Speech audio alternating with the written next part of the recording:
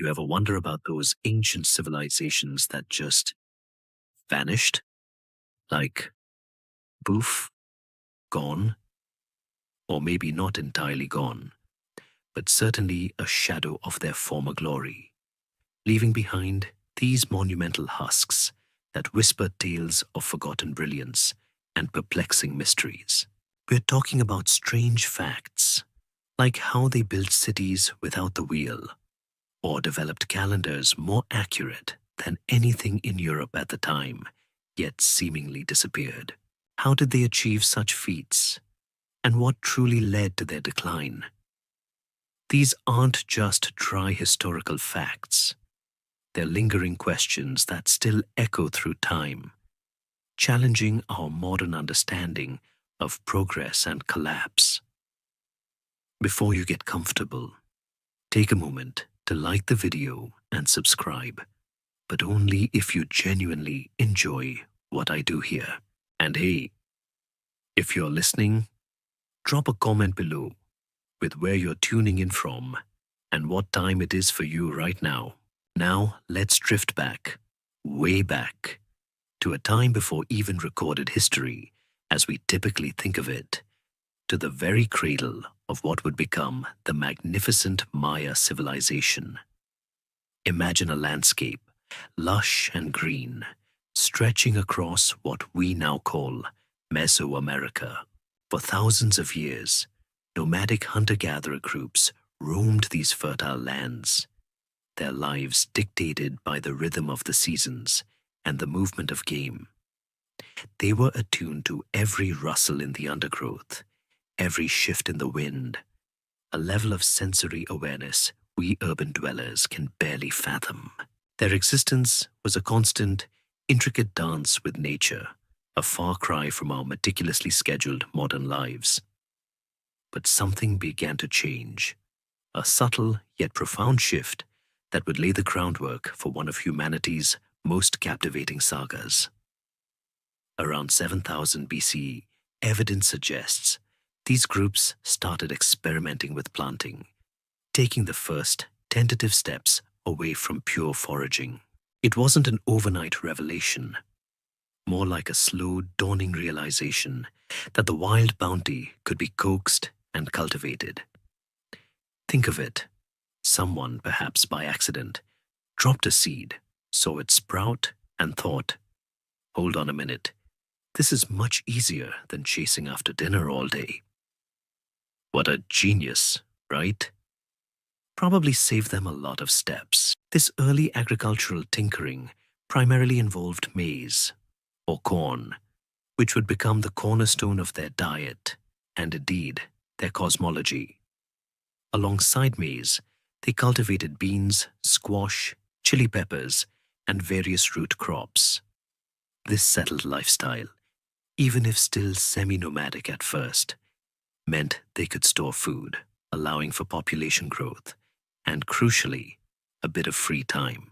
And with free time comes innovation, or at least the opportunity to try out that crazy idea you had about building a slightly bigger hut. From roughly 2000 BCE to 250 CE, this period, known as the Pre-Classic, saw these nascent farming communities gradually evolve into complex societies.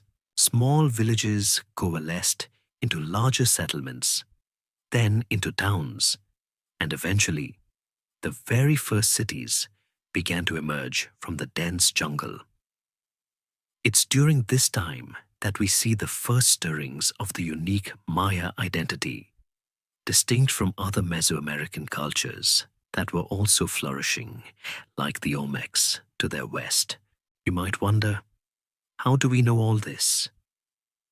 Well, archaeologists, those tireless diggers of dirt and decipherers of debris, have found remnants of early pottery, tools, and the architectural foundations of these ancient dwellings, piecing together a mosaic of early life.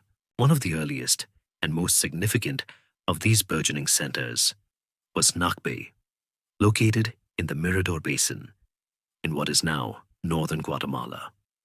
By around 1000 BCE, Nakbe was already a substantial settlement, boasting monumental architecture. We're talking about massive platforms and temple structures. Not quite pyramids yet, but certainly impressive for the time.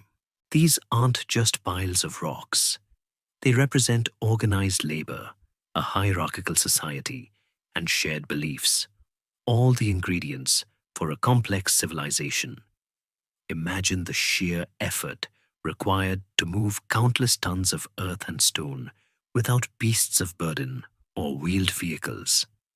It's enough to make your back ache just thinking about it. This early monumental construction hints at the religious and political authority that was starting to consolidate in the hands of a few, laying the groundwork for the powerful kings and priests of the later classic period. Then there's the even more astonishing rise of El Mirador, also in the Mirador Basin, which would become one of the largest ancient cities in the world. By the late pre-classic, around 300 BCE to 250 CE, El Mirador was absolutely colossal, covering some 16 square kilometers and supporting an estimated population of over 100,000 people. Its structures were simply enormous. The Ladanta Pyramid, for instance, is one of the largest pyramids by volume in the world, dwarfing even the Great Pyramid of Giza. Can you picture that? A structure so immense, rising out of the jungle, built by people using only stone tools and their sheer will. It's mind-boggling, truly. This early pre-classic period also saw the development of key Maya innovations, rudimentary writing systems, early versions of their intricate calendar, and the beginnings of their distinctive art styles, often featuring monumental stucco masks adorning their pyramids. It's like watching a prototype evolve into a sleek, powerful machine, piece by piece, idea by idea. But what spurred such rapid growth and monumental ambition in these early cities? That's still a subject of scholarly debate, with theories ranging from population pressures and increased agricultural output to the emergence of charismatic leaders who could mobilize vast workforces. Whatever the precise combination, these early Maya were clearly onto something big, building foundations that would endure for centuries. As the pre-classic period matured, the Mirador Basin truly became the beating heart of early Maya civilization, a vibrant crucible where many of the iconic elements of classic Maya culture first took shape. El Mirador wasn't just big, it was a behemoth, a testament to what organized human ingenuity could achieve even without what we consider modern technology. The scale of construction there is frankly dizzying, making some of our own large-scale projects seem a bit, well, less ambitious. Imagine trying to coordinate tens of thousands of laborers, meticulously planning and executing the construction of structures that would dominate the landscape for centuries. It required an advanced understanding of engineering, a highly stratified society where labor could be directed, and a shared ideological framework that motivated such immense undertakings. This wasn't just about building houses, it was about creating sacred mountains, connecting the earthly realm to the heavens. The most striking features of El Mirador were its truly colossal pyramids and temple complexes, often built in what's known as the triadic pattern, a large central pyramid flanked by two smaller ones on a shared massive platform.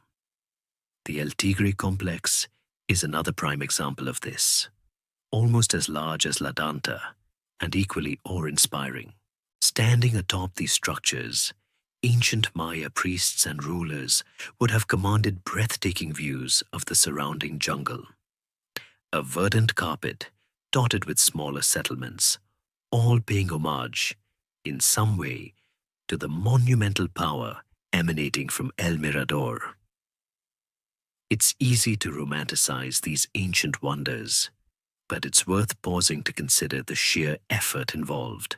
We're talking about millions of cubic meters of fill, painstakingly moved, shaped, and faced with precisely cut stone, and often adorned with elaborate stucco artwork.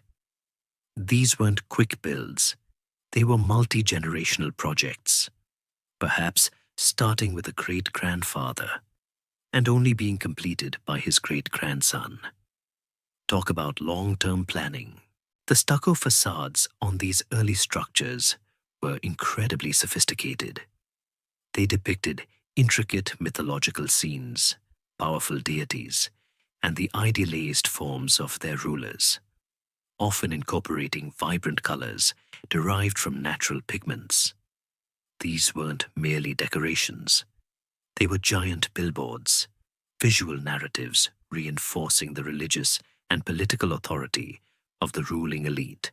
It's like having a billboard that not only advertises a product, but also explains the entire history of the universe according to your local deity. Pretty effective marketing, if you ask me. One of the enduring mysteries surrounding El Mirador and other pre-classic sites like Nakbi and Tintal is the exact nature of their political organization. Were they a unified empire, a loose confederation of allied cities, or did one simply dominate the others through sheer economic or military might? The evidence is still being pieced together, but the sheer scale and uniformity of some architectural styles suggest a significant degree of cultural integration, if not outright political control over a wide region.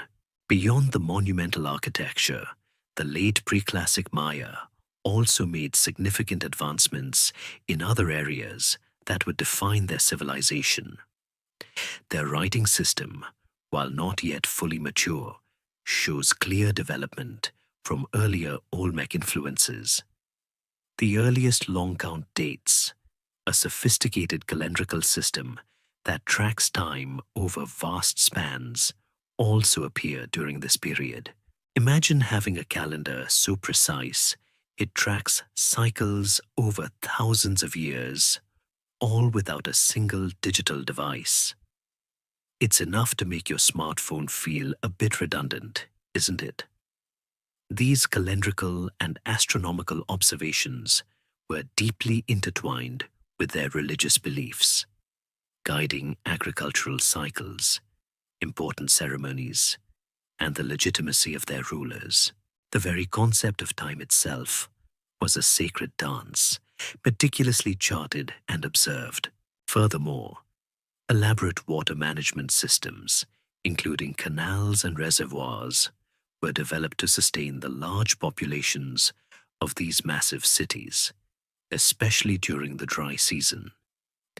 This indicates a deep understanding of their environment and the engineering prowess to manipulate it to their advantage. They weren't just building fancy pyramids. They were also building sophisticated infrastructure to support their urban centers. It's a reminder that truly advanced civilizations often master the mundane necessities before they can tackle the magnificent. The trade networks, too, were expanding, bringing obsidian for tools, jade for ornaments, and various exotic goods from distant lands, reflecting a thriving economy and increasing interaction with neighboring regions. This wasn't an isolated culture.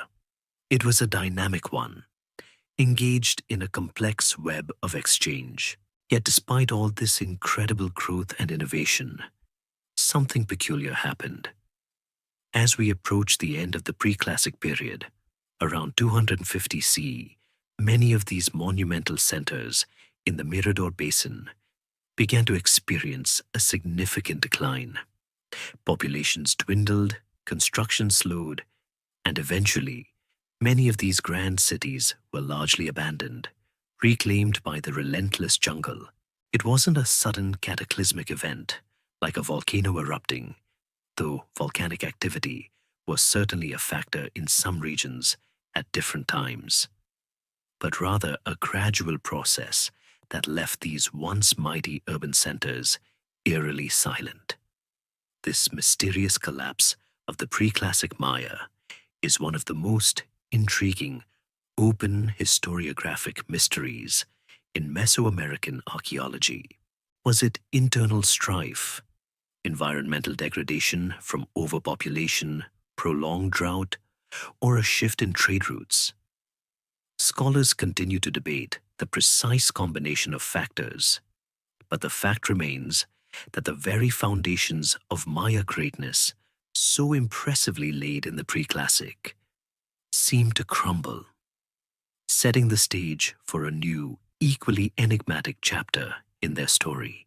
The mysterious decline of those monumental pre-classic centers, particularly the abandonment of giants like El Mirador, wasn't a universal Maya demise, but rather a profound shift that left archaeologists scratching their heads for decades. It's like watching a hugely successful startup suddenly close its doors, leaving everyone wondering what on earth happened there. The scale of the abandonment suggests something significant, not just a casual move. While we often speak of a collapse, it wasn't necessarily a single catastrophic event across the entire Maya lowlands, but more likely a complex interplay of factors that led to the decline of specific power centers, paving the way for new ones to rise. This nuanced understanding is one of the historiographic mysteries that keeps scholars engaged, trying to solve what amounts to an ancient whodunit. One of the leading theories for this pre-classic decline points to environmental degradation. Imagine a booming population sustained by intensive agriculture in a fragile jungle ecosystem. The Maya, even with their ingenious farming techniques like terracing and raised fields, might have pushed the land beyond its carrying capacity. Deforestation, caused by the need for timber for construction and fuel, coupled with extensive agriculture, could have led to soil erosion, reduced fertility, and changes in local rainfall patterns. It's the classic tragedy of the commons played out on a grand ancient scale. The jungle, which once provided abundance, could have turned against them as its delicate balance was disrupted. We see parallels in other ancient civilizations that faced similar environmental challenges. It's a timeless struggle between human ambition and nature's limits. Another significant contender in the collapse narrative is climate change, specifically periods of prolonged drought. While the Maya were masters of water management, even the most sophisticated systems have their limits when the rain simply doesn't fall. A series of severe droughts lasting for decades would have devastated agricultural output, leading to widespread famine and disease. Imagine a massive city like El Mirador, dependent on its surrounding agricultural hinterlands, suddenly facing widespread crop failure.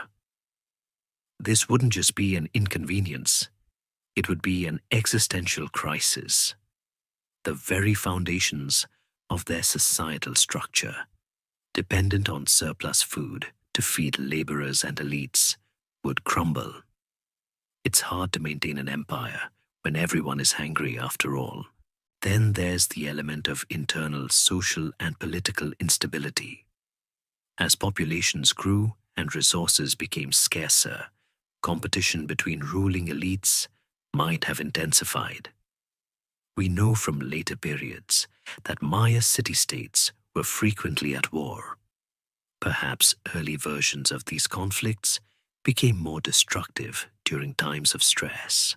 If the common people were already struggling with food shortages, a ruling class perceived as incompetent or overly demanding might have faced rebellion. It's plausible that the vast resources poured into monumental construction, like those enormous pyramids, became unsustainable when the economic and environmental foundations began to crack. Spending all your money on a giant statue of yourself when your citizens are starving is rarely a recipe for long-term success. Furthermore, shifts in trade routes could have played a role. The economic vibrancy of a city often depends on its position within broader trade networks. If new routes emerged, bypassing established centers, it could have led to economic decline and diminished political influence. Think of how modern cities rise and fall with changes in global commerce. Ancient economies, though different in scale, were no less susceptible to such shifts. The movement of key resources like obsidian, jade, and salt was crucial for Maya societies, and disruptions to these networks would have had far-reaching consequences. What's fascinating is that this pre-classic decline wasn't necessarily a complete end, but more of a redistribution. While some great cities faltered, other regions, particularly in the central lowlands, began to experience growth. It's a bit like watching water flow. When one channel dries up, it finds new paths.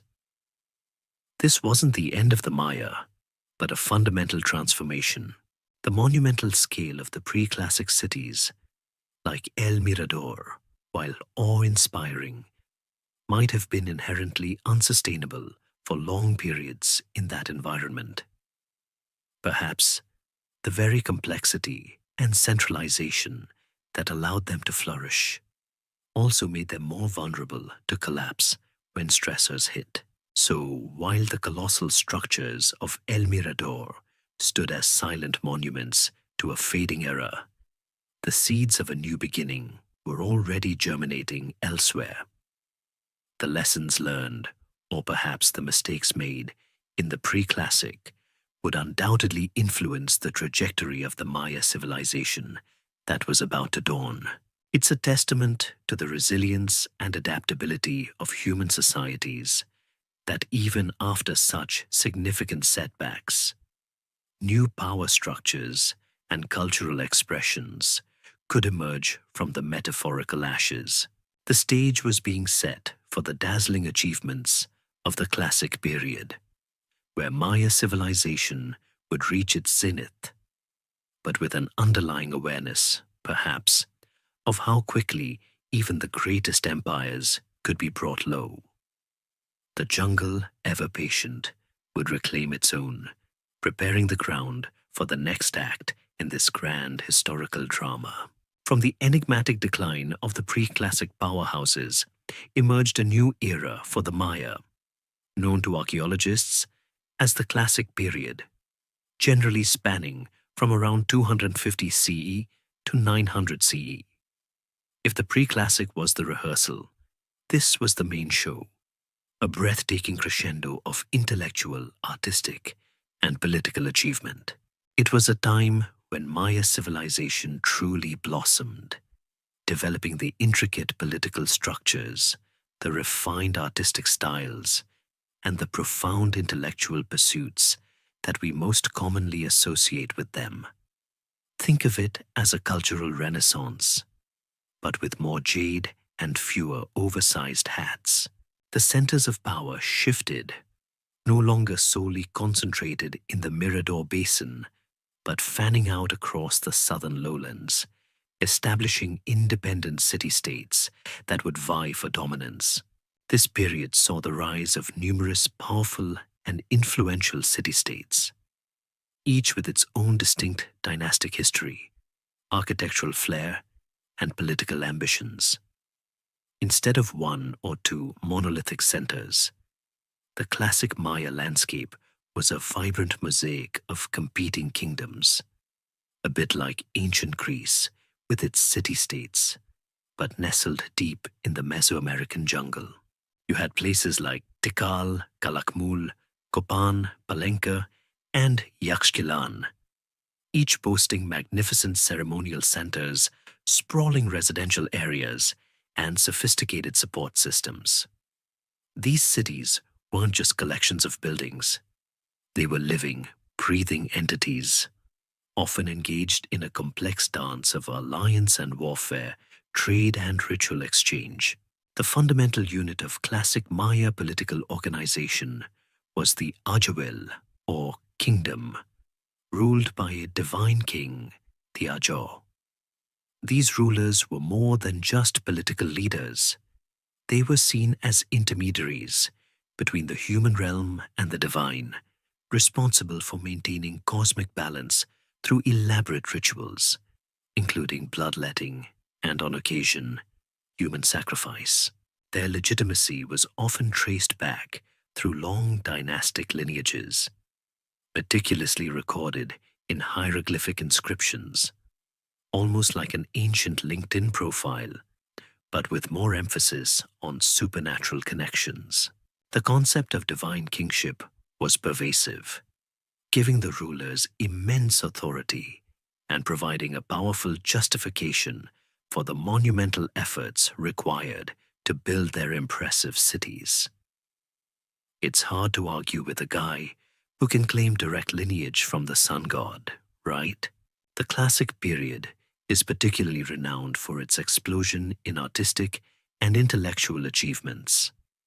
This was when the Maya fully developed their intricate hieroglyphic writing system, creating thousands of inscriptions on stelae, altars, temple walls, and ceramics. This wasn't just decorative. It was a sophisticated means of recording history, dynastic succession, astronomical observations, and religious texts. The decipherment of this writing system, a monumental undertaking that is still ongoing, has unlocked an incredible wealth of information, allowing us to read the ancient Mayas' own words, understand their political machinations, and even glimpse their personal lives. It's like finding a whole library of ancient tweets. But instead of mundane updates, they contain profound insights into their world. Their understanding of mathematics and astronomy reached unprecedented levels. They developed a vigesimal, base 20 number system, including the concept of zero, long before it appeared in Europe. This mathematical prowess underpinned their astonishingly accurate calendrical systems, most notably the long count calendar, which could track time over millions of years with remarkable precision. These calendars weren't just for keeping track of birthdays. They were deeply interwoven with their worldview, guiding agricultural cycles, religious ceremonies, and prophesying future events. The Maya elite meticulously observed the movements of celestial bodies, predicting eclipses and planetary conjunctions with an accuracy that still amazes modern astronomers. Imagine charting the cosmos with such precision using only naked eye observations and intricate mathematical calculations. This era also saw a remarkable flowering of art and architecture. Classic Maya cities featured towering pyramids, elaborate palaces, ball courts, and massive public plazas, all adorned with intricate carvings, vibrant murals, and detailed stucco work.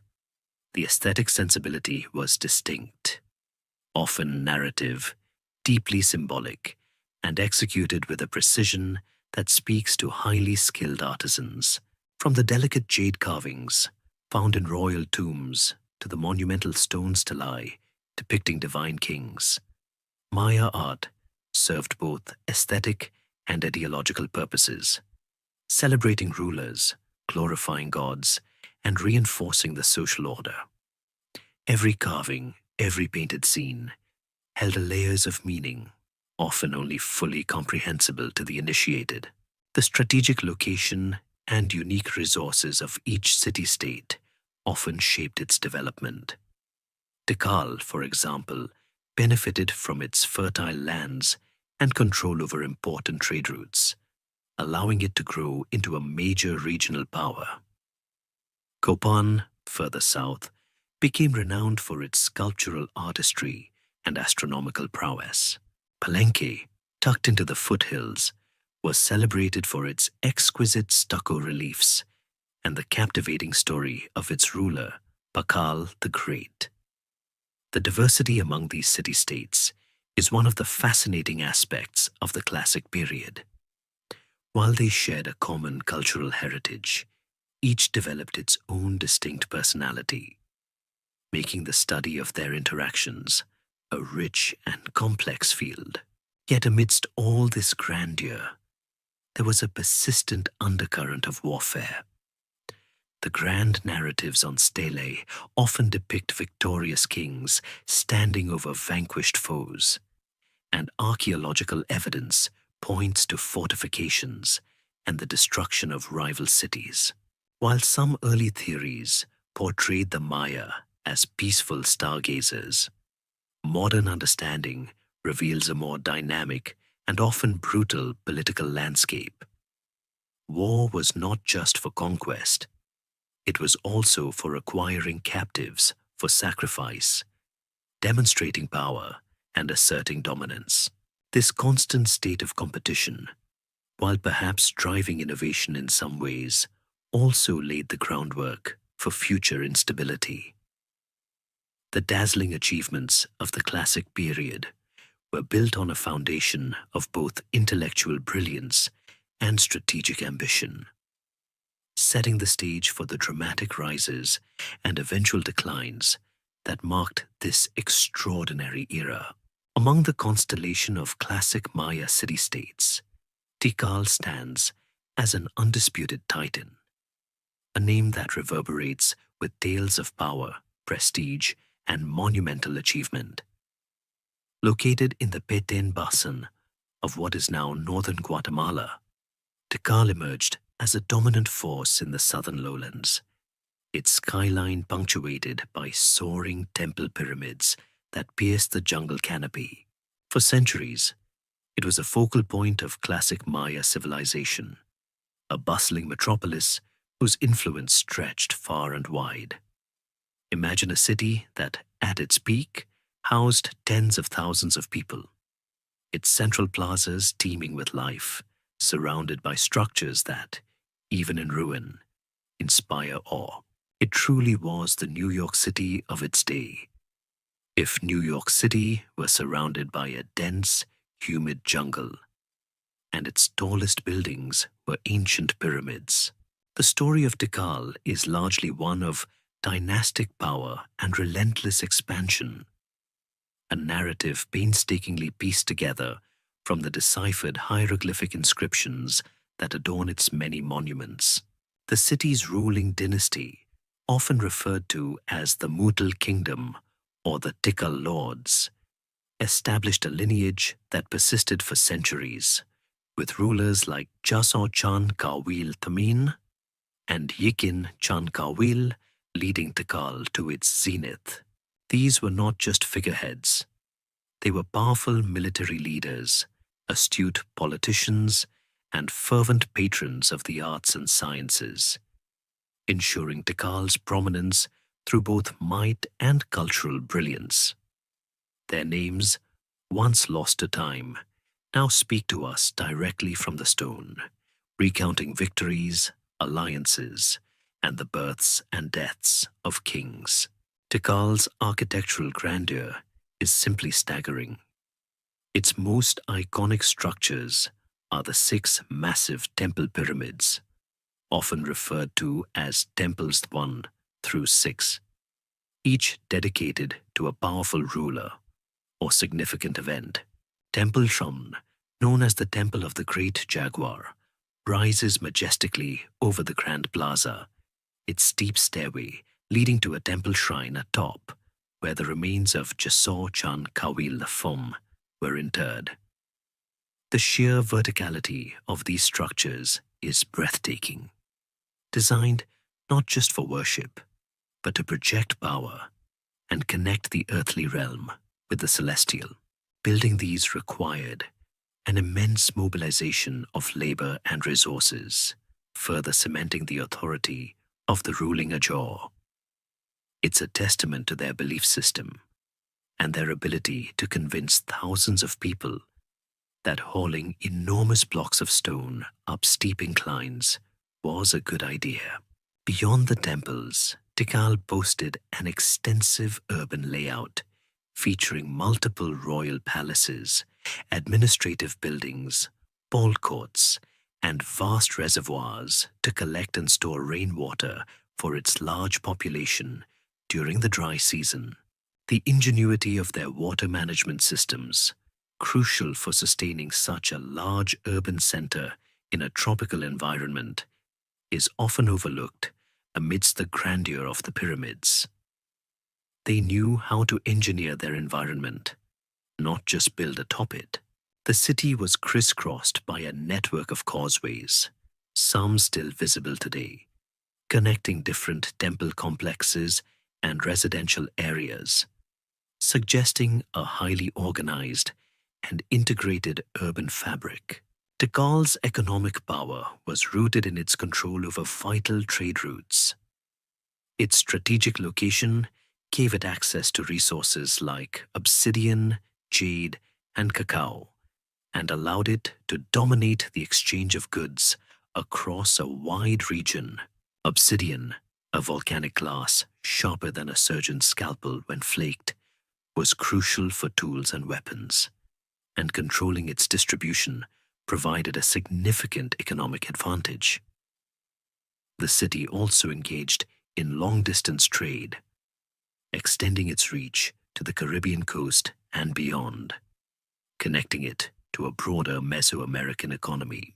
This control over trade wasn't just about wealth, it was about influence, allowing Tikal to exert soft power alongside its military might. However, Tikal's reign was not without its challenges. The Classic period was a time of intense rivalry among Maya city-states, and Tikal found itself locked in a prolonged and often brutal struggle with its powerful northern rival, Calakmul. This ongoing conflict, sometimes referred to as the Star War because of the glyph used to denote a specific type of military engagement, shaped much of the political landscape of the central lowlands. Both cities sought to expand their spheres of influence, installing puppet rulers in smaller cities and engaging in proxy wars. It was a centuries-long, ancient Cold War, punctuated by devastating hot conflicts. One historiographic mystery, still debated, is the exact nature of this rivalry. Was it primarily for resources, prestige, or a clash of ideological systems? The truth likely lies in a complex combination of all three. Despite these conflicts, Tikal reached its peak during the late Classic period, c. 600–800 CE, becoming a cultural and political hegemon. Its scribes produced exquisite hieroglyphic texts, its artists created stunning pottery and murals, and its astronomers continued to refine their calendrical calculations. The sheer volume of preserved inscriptions at Tikal offers an unparalleled window into the lives of its rulers and the unfolding of its history, making it one of the most thoroughly studied of all Maya sites. Yet, even Tikal, the mighty capital, would eventually face its own decline, a fate shared by many of the southern lowland cities.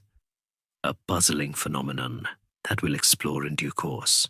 But for a time, Tikal stood tall, a beacon of Maya brilliance, its temples reaching for the sky, a testament to the enduring power of human ambition and belief. While Tikal reigned supreme in the heart of the Bedtime, further to the southeast, nestled in a fertile valley surrounded by mountains, lay Copan, a Maya city-state that carved out its own unique identity, becoming a celebrated center of artistic and scientific innovation. If Tikal was the mighty general, Copan was arguably the brilliant scholar and sculptor of the Maya world, renowned less for sheer territorial conquest and more for its exquisite monumental art and profound intellectual pursuits. Its very setting, more hilly and riverine than the vast flatlands of the central Baten, hints at a different kind of Maya experience, one where fertile land met artistic inspiration. The kings of Copan, particularly the dynasty founded by Kinich Yaks Kukmo, great son Quetzalmacaw, around 426 CE, oversaw a flourishing of sculptural art that is arguably unparalleled in the Maya lowlands.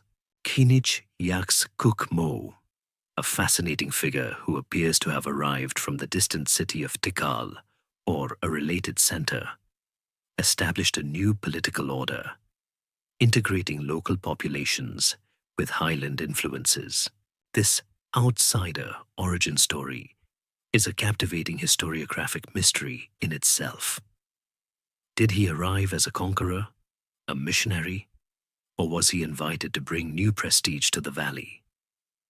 Regardless, his legacy, vividly depicted on Copan's monuments, launched a dynasty that would last for centuries. Copan is perhaps most famous for its stunning stelae, monumental carved stone shafts erected in plazas and courtyards. Unlike the often more austere stelae of other sites, Copan's stelae are deeply carved, almost three-dimensional sculptures depicting rulers in elaborate regalia, adorned with intricate symbols and hieroglyphic texts.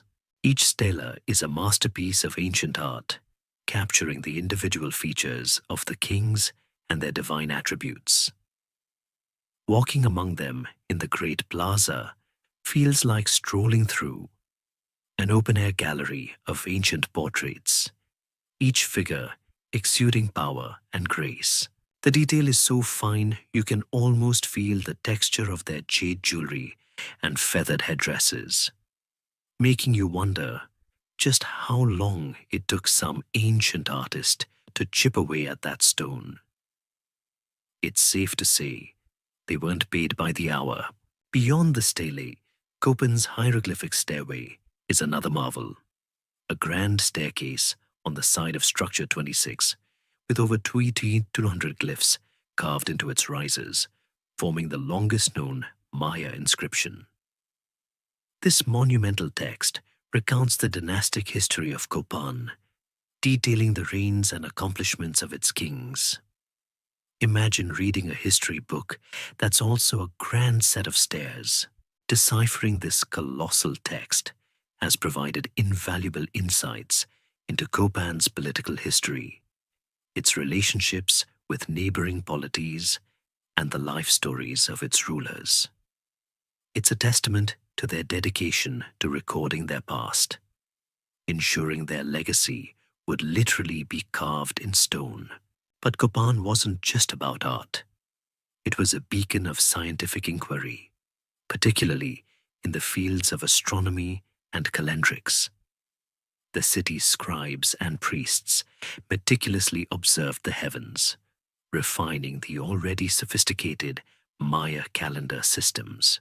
The astronomical group at Copan features structures precisely aligned to observe solstices and equinoxes, crucial for agricultural planning and religious ceremonies. Their mastery of celestial cycles was not merely academic. It was deeply intertwined with their understanding of the cosmos and their rulers' divine legitimacy. The accuracy of their calculations, especially regarding the cycles of Venus and the Moon, continues to impress modern astrophysicists.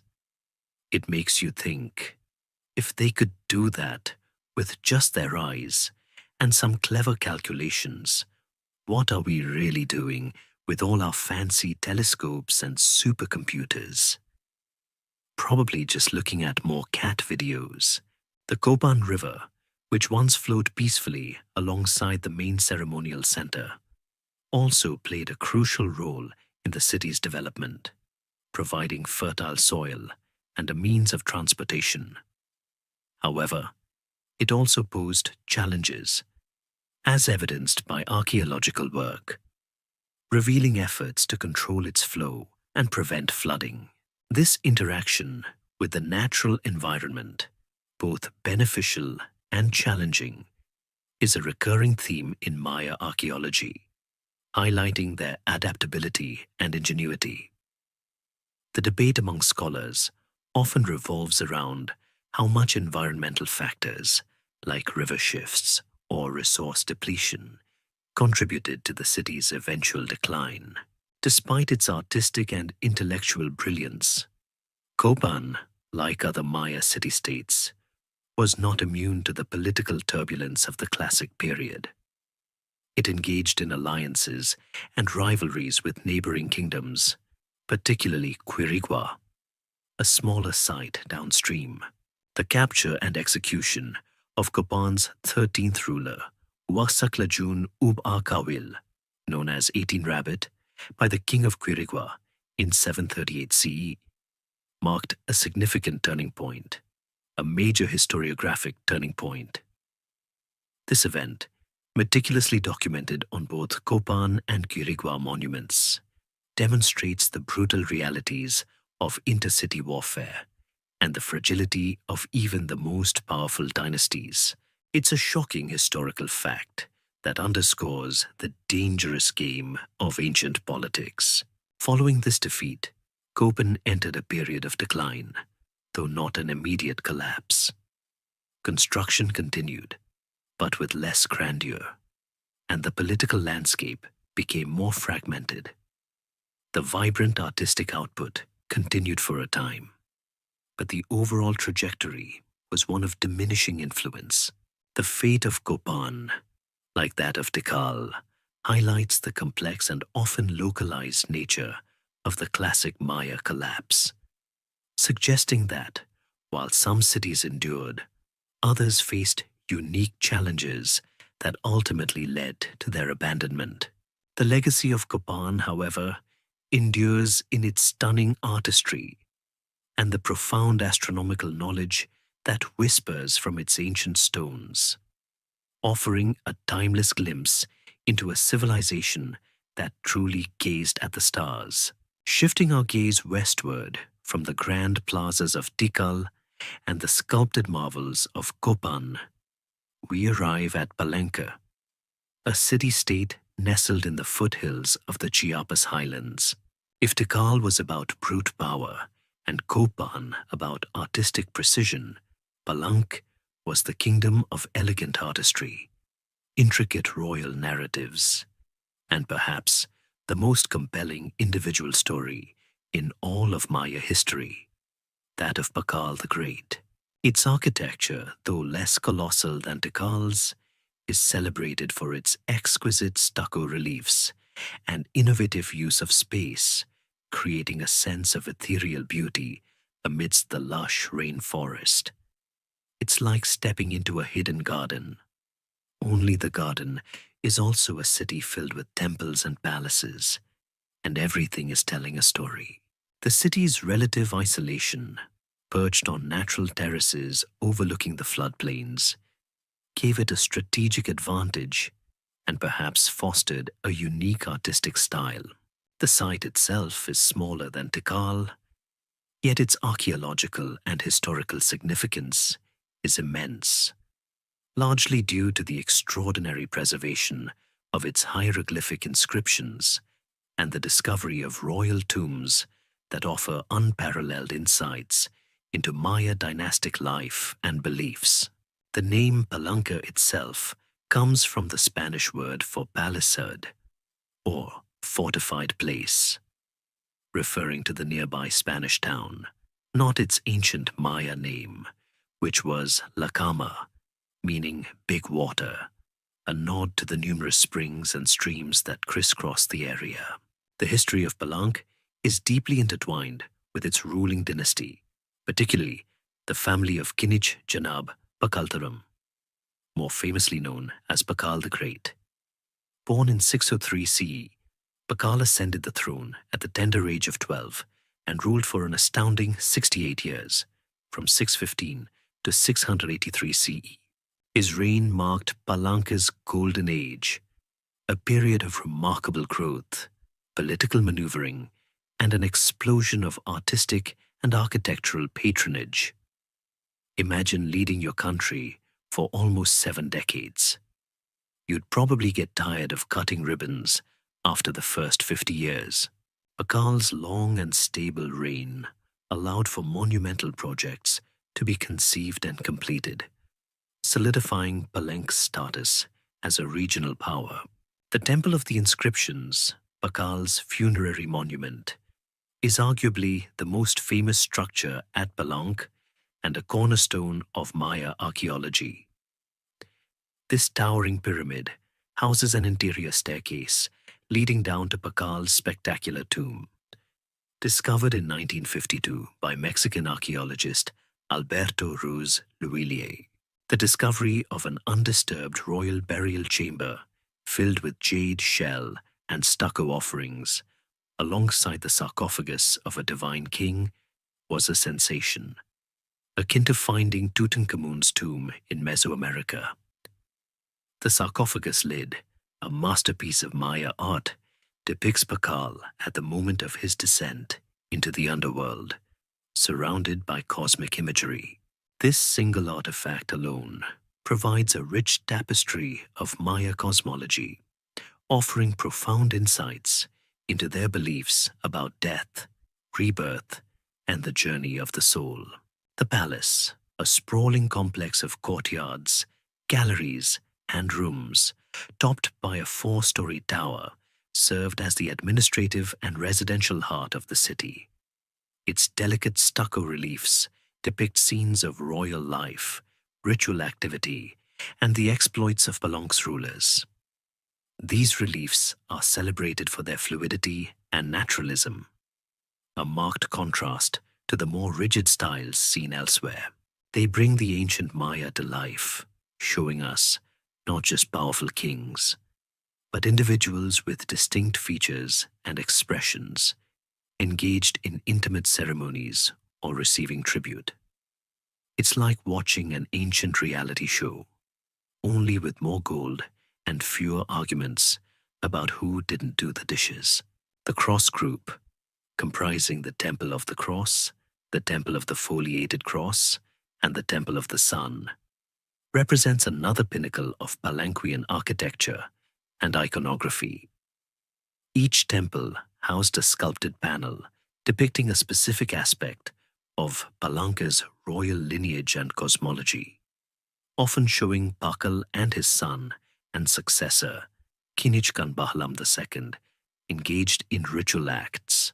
These panels, with their complex narratives and sophisticated hieroglyphics, reveal the intricate relationship between royal power, ancestral veneration, and the cycles of creation and destruction that form the core of Maya religious belief.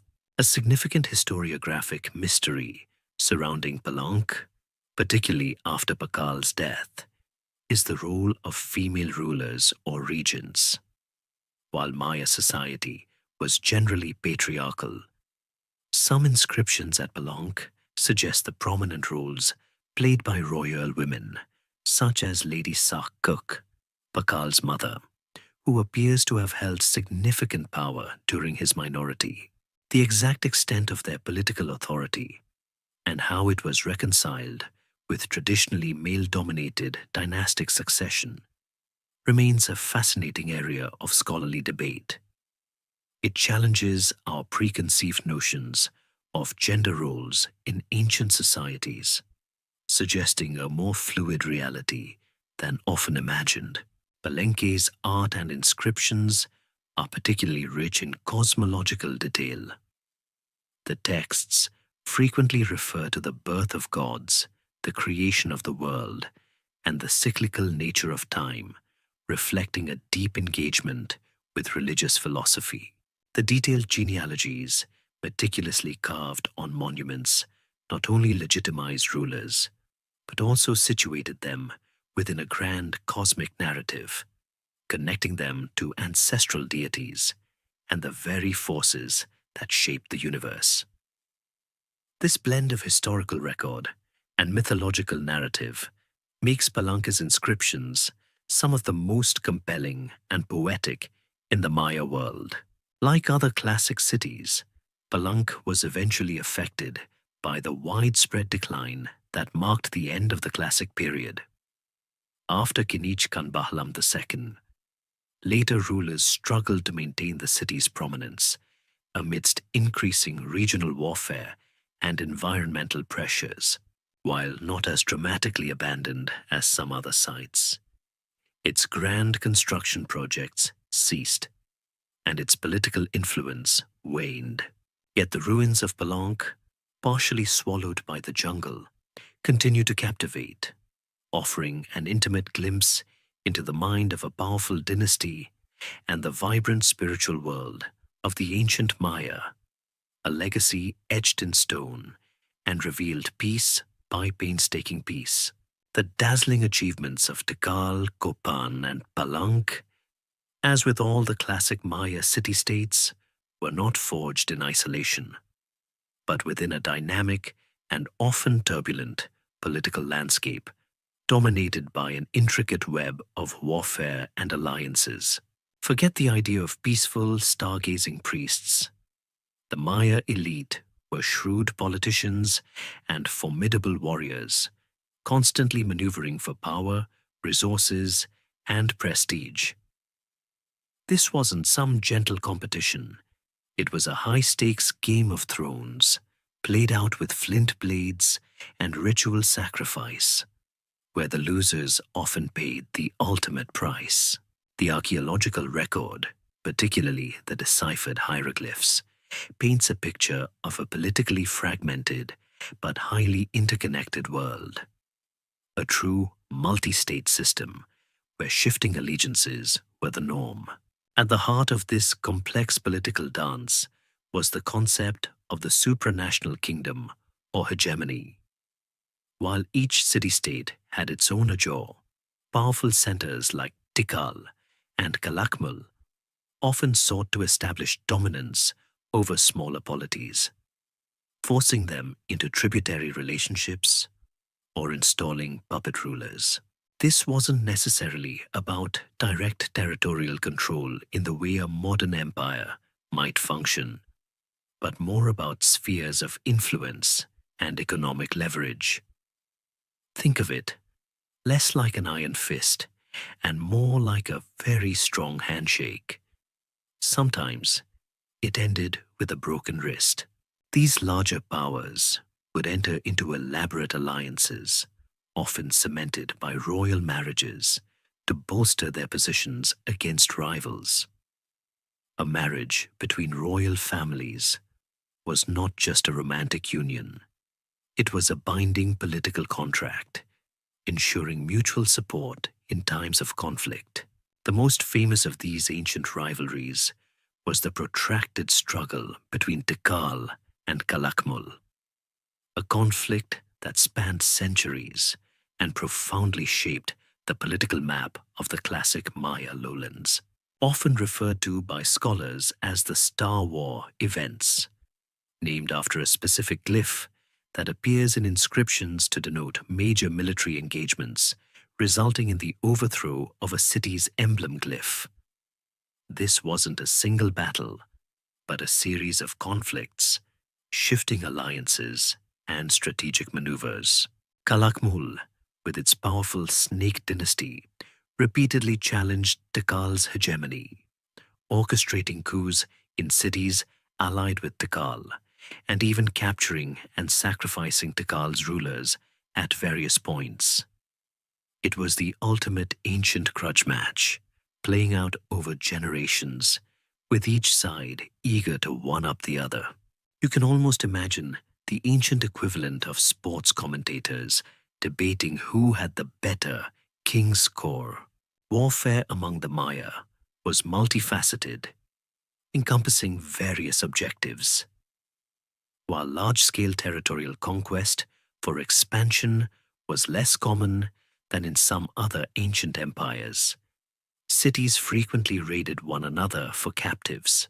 These captives, often rival elites or prominent warriors, served multiple purposes. They could be enslaved, ransomed, or most significantly, offered as sacrifices to the gods. The public humiliation and sacrifice of captured kings or nobles were powerful displays of dominance, reinforcing the victor's prestige and weakening the defeated polity, both politically and spiritually. It was a terrifying form of psychological warfare, ensuring that everyone knew who was boss. Beyond raiding for captives, wars were also fought to disrupt trade routes, seize valuable resources, or impose tributary obligations. Control over strategic locations, like choke points on rivers, or sources of valuable commodities, like obsidian or salt, could give a city a significant economic advantage. The shifting fortunes of cities, like Yaxchilan and Piedras Negras, often depicted on their stelae, illustrate how control over key riverine trade routes contributed to their rise and fall. This economic dimension of warfare underscores that even in ancient times, the pursuit of wealth and resources was a powerful motivator for conflict. The archaeological evidence for warfare is extensive. We find defensive structures like palisades and moats around some cities, iconographic depictions of warriors and battles on stelae and murals, and the presence of weapons like spears, atlatls, spear throwers, and obsidian-edged clubs. The scale of some conflicts could be substantial, involving multiple cities and lasting for prolonged periods. One open historiographic mystery centers on the frequency and intensity of these wars. Were they endemic, low-level skirmishes, or did they escalate into more destructive state-level conflicts that contributed to the eventual classic Maya collapse? Scholarly debate continues, with some arguing that warfare became increasingly intense and destabilizing in the late classic period. Alliances were just as crucial as warfare in this intricate political tapestry. Cities formed pacts for mutual defense, economic benefits, or shared ritual purposes. These alliances were often symbolized by shared iconography or the exchange of royal gifts. The famous Dos Pilas site provides a dramatic example of a city founded as a Tikal outpost that later switched allegiance to Calakmul, becoming a key player in the Star War conflict.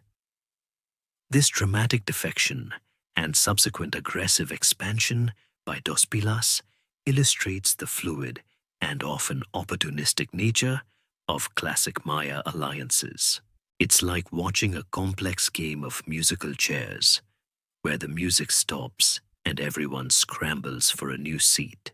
The constant tension between cooperation and conflict, between alliances and betrayals, was a defining characteristic of the classic Maya period. This dynamic political environment, while leading to periods of astonishing creativity and achievement, also contained the seeds of its own eventual decline. The resources poured into warfare, the instability caused by shifting allegiances, and the destruction wrought by conflict undoubtedly contributed to the pressures that would eventually lead many of the great southern lowland cities to falter. The grandeur of the classic Maya was built upon a foundation of both intellectual prowess and brutal political reality, a stark reminder that even the most brilliant civilizations are ultimately shaped by the human condition. At the very apex of this vibrant and often volatile Maya world stood the Maya kings, or Ajors, figures of immense power, divine authority, and heavy responsibility. These were not merely hereditary chiefs. They were the living embodiment of their city-states, the conduits between the human and supernatural realms. Their role was multifaceted, encompassing political leadership, military command, religious stewardship, and the patronage of art and scholarship. To truly grasp the classic Maya, one must understand the absolute centrality of their divine rulers. It was less like a modern president and more like a pharaoh, a pope, and a general, all rolled into one very elaborately adorned package. The concept of divine rule was the bedrock of Maya kingship. Ajors traced their lineage back to mythical ancestors, often gods or heroic figures who emerged from primordial waters or sacred mountains. This divine ancestry legitimized their right to rule and imbued them with sacred power. They were seen as direct descendants of the gods, specially chosen to interpret omens, commune with the ancestors, and ensure the cosmic order. This wasn't just a fancy title. It was a deeply held belief that underpinned the entire social and political structure. Imagine trying to argue with someone who claims their great-great-great-grandpa was literally a deity. Hard to win that debate, isn't it? The public performance of rituals was paramount to the Ajor's role. These ceremonies, often involving elaborate costumes, music, dance, and profound acts of self-sacrifice, bloodletting, were designed to maintain the favor of the gods, ensure bountiful harvests, and secure military victories. The king, as the chief ritualist, would pierce his tongue or penis with a stingray spine or obsidian blade, offering his own blood as a precious commodity to nourish the gods and open portals to the spirit world. These were not private affairs. They were public spectacles demonstrating the king's piety and his direct connection to the divine. It was a visceral reminder of the sacrifices required to maintain universal harmony. Though I'm pretty sure most modern politicians would rather just send a strongly worded tweet. A crucial aspect of Maya kingship was the performance of the ball game, a ritual sport played in eye-shaped courts found in nearly every Maya city. While undoubtedly a form of entertainment, the ball game was deeply symbolic, reenacting mythological narratives of creation and conflict. Kings often participated, and the game could carry profound political and religious significance, sometimes culminating in the sacrifice of the losing team, or, more likely, high-ranking captives. The outcome of a ball game could reflect the fate of a city-state, making it far more than just a casual sporting event. The Ajor was also the chief military commander. Glyphic inscriptions frequently depict kings in warrior regalia, leading their armies into battle, overseeing the capture of enemies, and celebrating victories. Their ability to secure captives for sacrifice and tribute for their city was a critical measure of their success and strength. The constant cycle of warfare, as we discussed, was not just about territory, but about prestige, resources, and the legitimization of the ruler through martial prowess. A king who consistently lost battles would quickly find his divine mandate questioned, likely leading to a rather unpleasant early retirement, often involving an obsidian blade. The construction of monumental architecture was another key responsibility of the Ajor. Pyramids, temples, palaces, and ball courts were not just buildings. They were physical manifestations of the king's power, wealth, and connection to the divine. Each new structure, particularly the construction of a funerary pyramid, served to immortalize the king and his dynasty. These projects required immense resources and labor, demonstrating the Ajor's ability to mobilize and control his populace. The sheer scale of these buildings, like those at Tikal or El Mirador, speaks volumes about the power wielded by these ancient monarchs. A persistent historiographic mystery surrounds the succession patterns in some Maya cities, particularly during periods of political instability. While patrilineal descent was generally the norm, there are instances where brothers, or even powerful queens, appear to have held the throne, or where multiple claims to the throne led to internal conflict. The specific rules and exceptions to dynastic succession are still being debated by epigraphers and archaeologists, highlighting the nuanced and sometimes unpredictable nature of royal power. It's not always as simple as the eldest son inherits. The king was also the central figure in the intricate patronage system. Scribes, sculptors, painters, and astronomers worked under royal sponsorship, creating the magnificent art and intellectual works that define the classic period.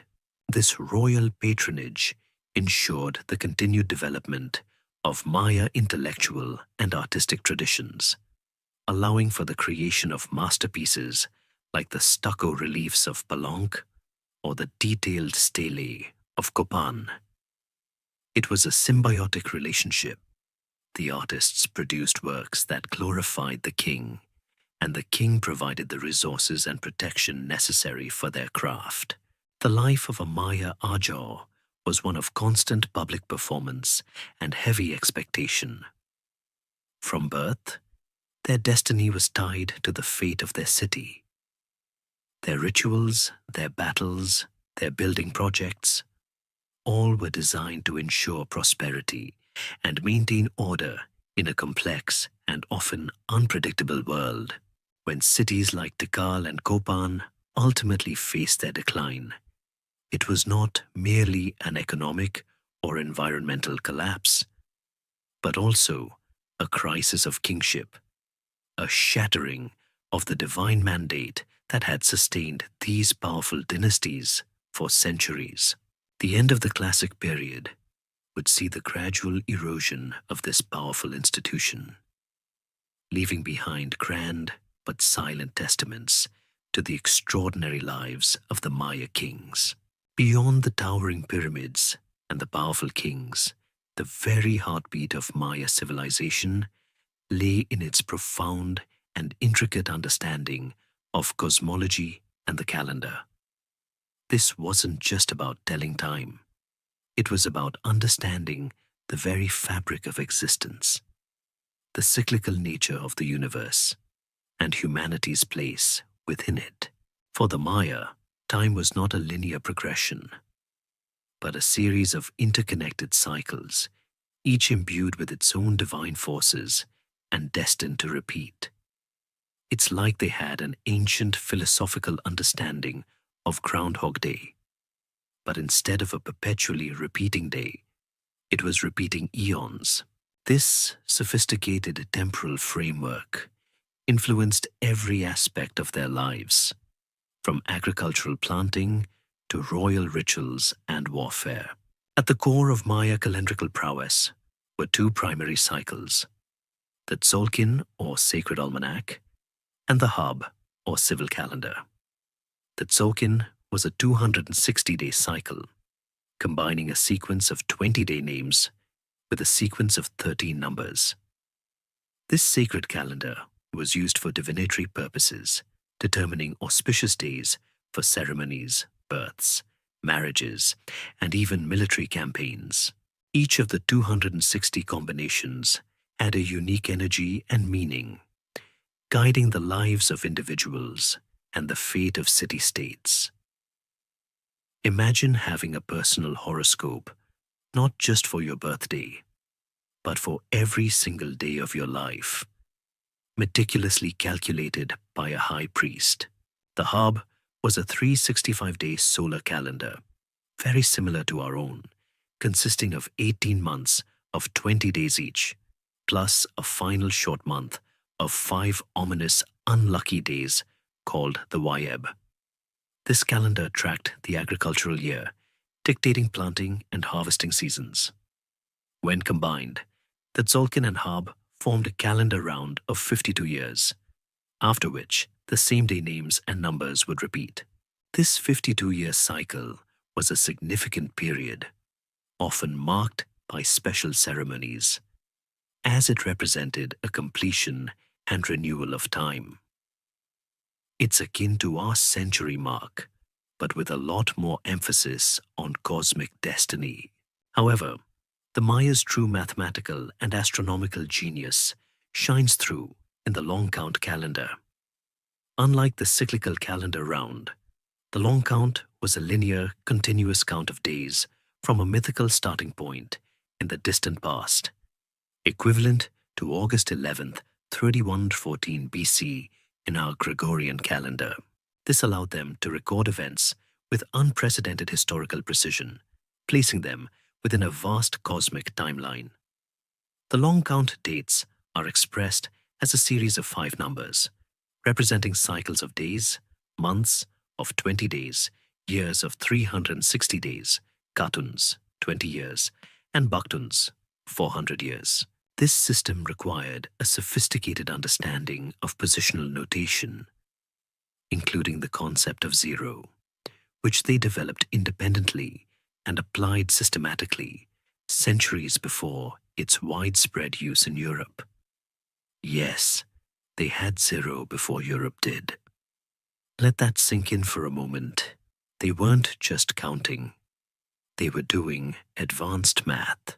Their mastery of the long count and other cycles was possible due to their advanced astronomical observations. Maya priests and astronomers meticulously tracked the movements of celestial bodies, the Sun, Moon, Venus, and other planets, from observatories in cities like Copan and Chichen Itza.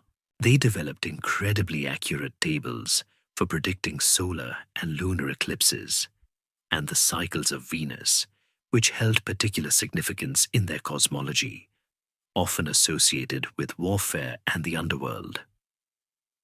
The Dresden Codex, one of the few surviving Maya books, contains extensive astronomical tables and eclipse warnings, demonstrating their profound knowledge. It's like they had their own ancient version of NASA, but instead of launching rockets, they were launching calculations.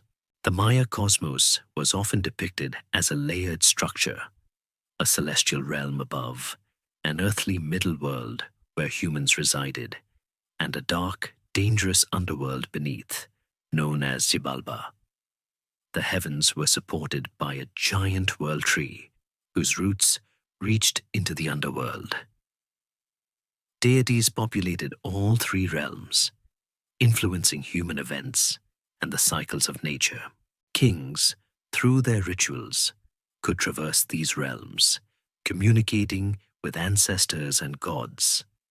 This multi-layered cosmology provided a framework for understanding everything from the changing seasons to the rise and fall of dynasties. A fascinating, open historiographic mystery related to their calendrical system is the supposed end of the world prophecy associated with the end of the 13th Baktun, December 21st, 2012. This was wildly misinterpreted by modern popular culture. For the ancient Maya, the completion of a Baktun was not an apocalypse, but a moment of renewal and celebration, a significant marker in a much larger cyclical system. It was seen as a profound cosmic reset, not a final destruction. The confusion highlights how easily complex ancient belief systems can be distorted when viewed through a modern, often sensationalist lens. It's like thinking hitting reset on your router means the internet will never exist again. The integration of their cosmology with their political structure was complete.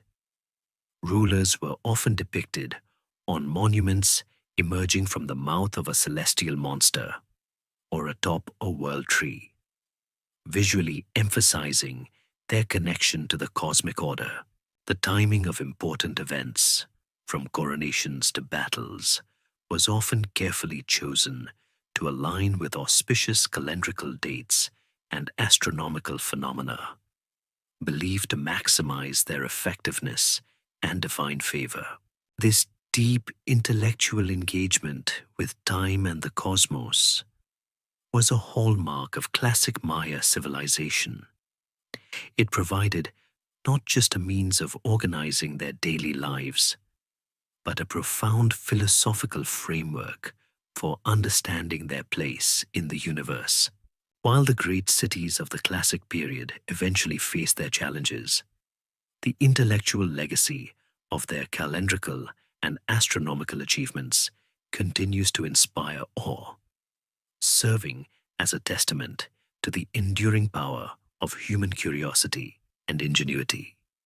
Even in a world vastly different from our own, their silent observatories and intricate stone calendars whisper across the millennia, inviting us to contemplate the vastness of time itself. The profound intellectual achievements of the Maya, particularly their understanding of cosmology and time, were inextricably linked to their groundbreaking development of a sophisticated writing system and the creation of an extensive body of texts. Unlike many other ancient civilizations, the Maya didn't just carve a few commemorative stelae.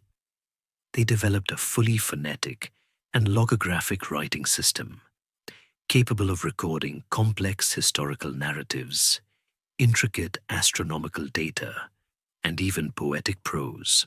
It was a true communication revolution for Mesoamerica, a bit like the invention of the internet, but carved into stone and painted onto bark paper. The Maya writing system is known as Maya hieroglyphic script, and it's a thing of complex beauty. It's not an alphabet in our modern sense, but a combination of logograms, symbols representing entire words or concepts, like a picture of a jaguar meaning jaguar, and syllabic glyphs, symbols representing phonetic syllables, like ba or kai. This allows for incredible flexibility, enabling scribes to spell out words phonetically or represent them with a single logogram, or even a combination of both. Think of it like a highly sophisticated ancient emoji system, but with rigorous grammatical rules and the ability to compose epic histories. The visual complexity of the glyphs, often depicting stylized faces of animals, humans, or mythological beings, adds to their aesthetic appeal, making them some of the most beautiful ancient scripts in the world. For centuries after the Spanish conquest, the Maya script was a mystery, a collection of intriguing but indecipherable symbols.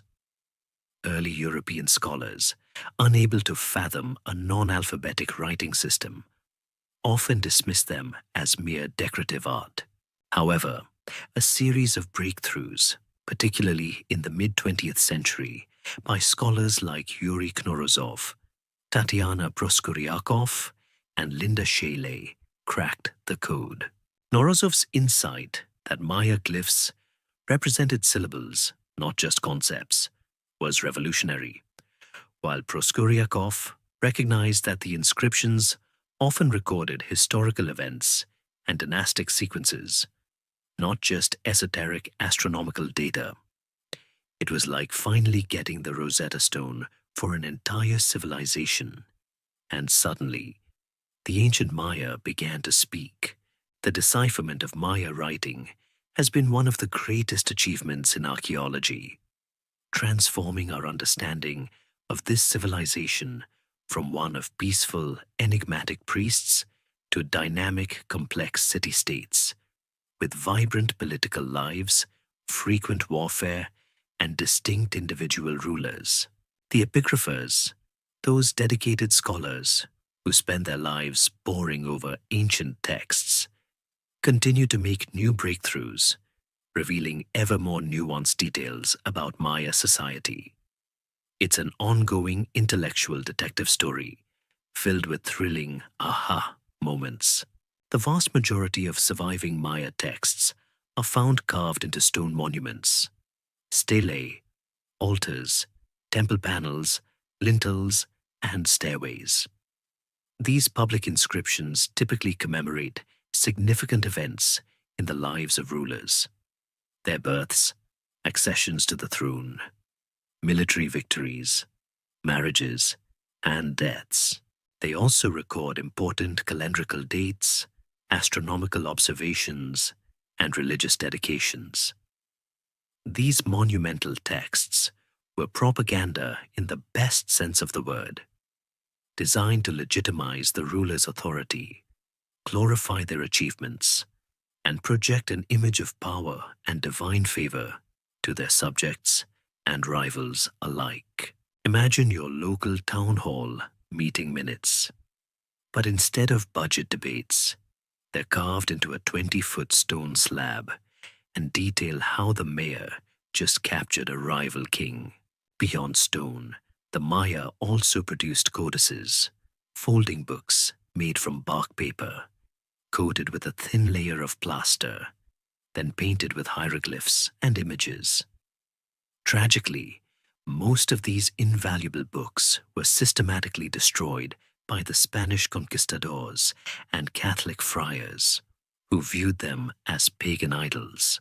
Only 4 undisputed Maya codices survive today: the Dresden Codex, the Madrid Codex, the Paris Codex, and the Grolier Codex. Each of these rare artifacts is a treasure trove of information containing astronomical tables, almanacs for divination, rituals, and mythological narratives. The Dresden Codex, for example, includes incredibly precise calculations for lunar and solar eclipses and the cycles of Venus, further underscoring the Mayas' advanced understanding of astronomy. It's a miracle these few survived, offering us a tantalizing glimpse of the vast literary and scientific knowledge that was lost. The content of Maya texts is incredibly diverse. We learn about intricate royal genealogies, tracing lineages back hundreds of years, sometimes to mythical founders. We gain insights into the complex political alliances and rivalries between cities, detailing conflicts and the capture of elite prisoners. We read about the performance of rituals, including bloodletting and offerings, and we find profound cosmological narratives recounting the creation of the world and the journeys of gods and heroes. One fascinating aspect, still an open historiographic mystery, is the extent to which these texts reflect subjective royal propaganda versus objective historical record. While clearly designed to glorify rulers, they also contain enough consistency and cross-referencing between sites to be considered broadly reliable historical sources, albeit from a royal perspective. It's like reading a king's autobiography. Probably a lot of self-congratulation, but still plenty of truth buried within. The role of the scribe in Maya society was highly esteemed. Scribes, often members of the royal family or elite, were educated in specialized schools, mastering the complex writing system and calendrical calculations. They were artists, scholars, and record keepers, vital to the functioning of the state and the perpetuation of religious knowledge. Their tools included finely made brushes, ink from carbon black, and vibrant pigments. Their skill allowed the Maya to leave behind a written legacy that, despite immense destruction, continues to speak to us across the millennia, offering a direct voice from a world long past. The ability to read these ancient voices brings the past alive in a way few other archaeological discoveries can match. Woven into the very fabric of Maya society, underpinning their cosmology, kingship, and daily life, was a rich and intricate system of religion and ritual. This wasn't merely a set of beliefs. It was a living, breathing aspect of their existence, influencing everything from the planting of crops to the waging of war. For the Maya, the world was alive with sacred power, permeated by a pantheon of gods and goddesses who governed the forces of nature, the cycles of time, and the fate of humanity. It's like living in a world where every sunrise is a divine act and every storm a celestial message. The Maya pantheon was vast and complex, populated by a diverse array of deities, many of whom had multiple aspects or manifestations.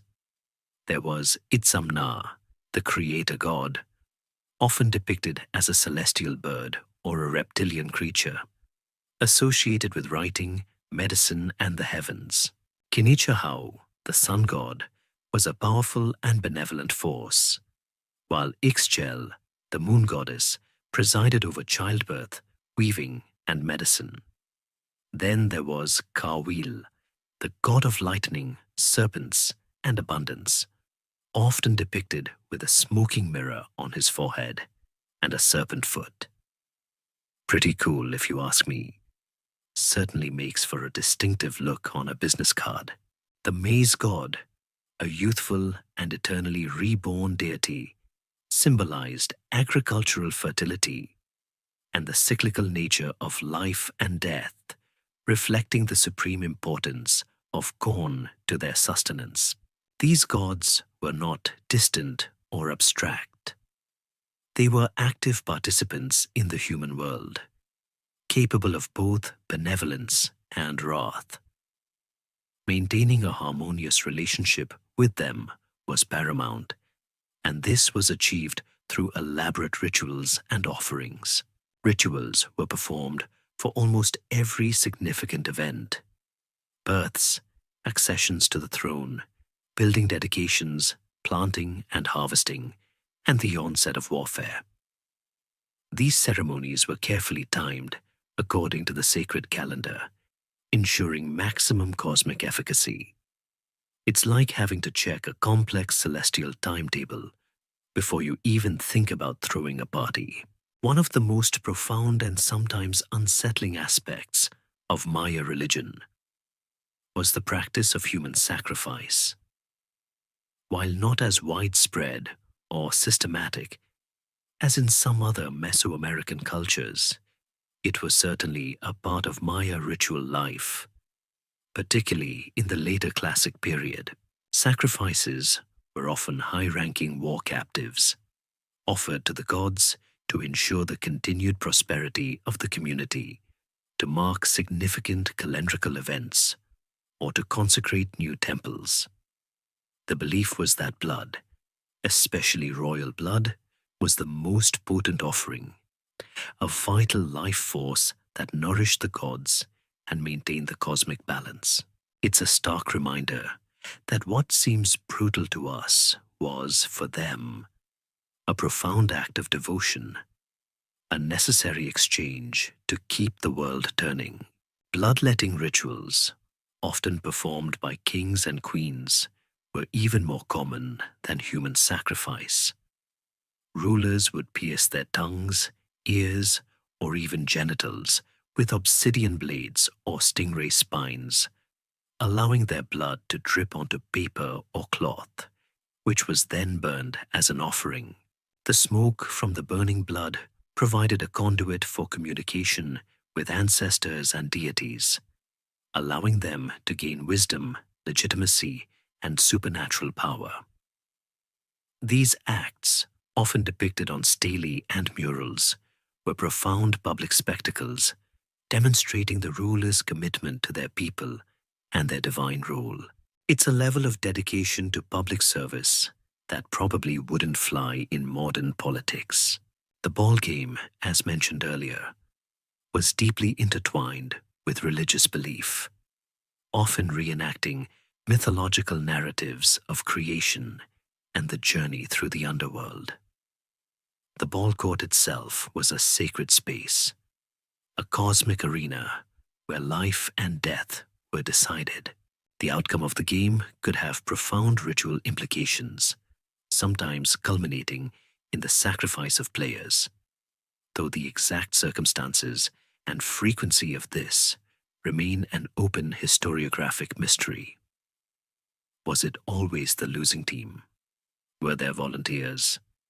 These nuances are still debated, adding to the enigmatic allure of this ancient sport. The Maya also practiced extensive ancestor veneration. Deceased kings and important elites were often buried within or beneath temples, ensuring their continued connection to the living world and allowing them to be consulted and honored. Offerings were placed in tombs, and rituals performed at burial sites, reinforcing the continuity of dynastic power and the belief in an afterlife. The discovery of Pakal's tomb at Balanque, with its rich array of grave goods, vividly illustrates this practice. Caves and cenotes, natural sinkholes leading to underground water systems, were considered highly sacred places, portals to the underworld, Sibalba, and sources of life-giving water. Rituals were performed in these natural formations, and offerings, including pottery, jade, and sometimes human remains, were deposited in them. The connection between the earth, water, and the spiritual realm was profound, reflecting their dependency on their natural environment. Another open historiographic mystery centers on the precise nature and evolution of Maya deities.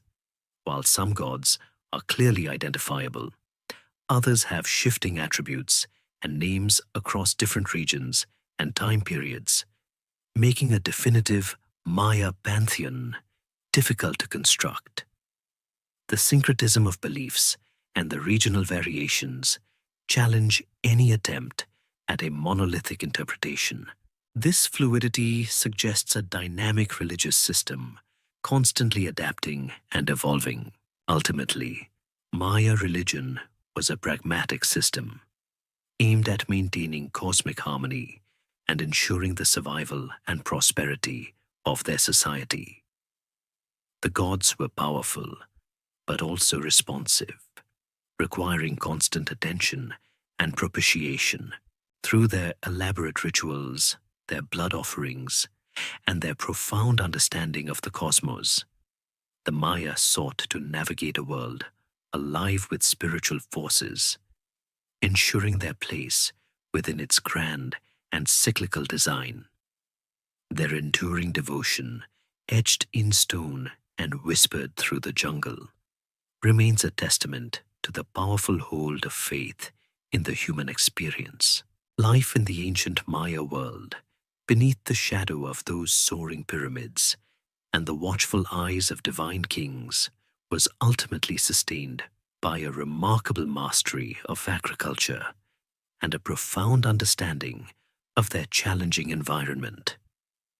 The dense tropical rainforests of the Maya lowlands, while seemingly lush, presented unique challenges for large-scale sustained agriculture.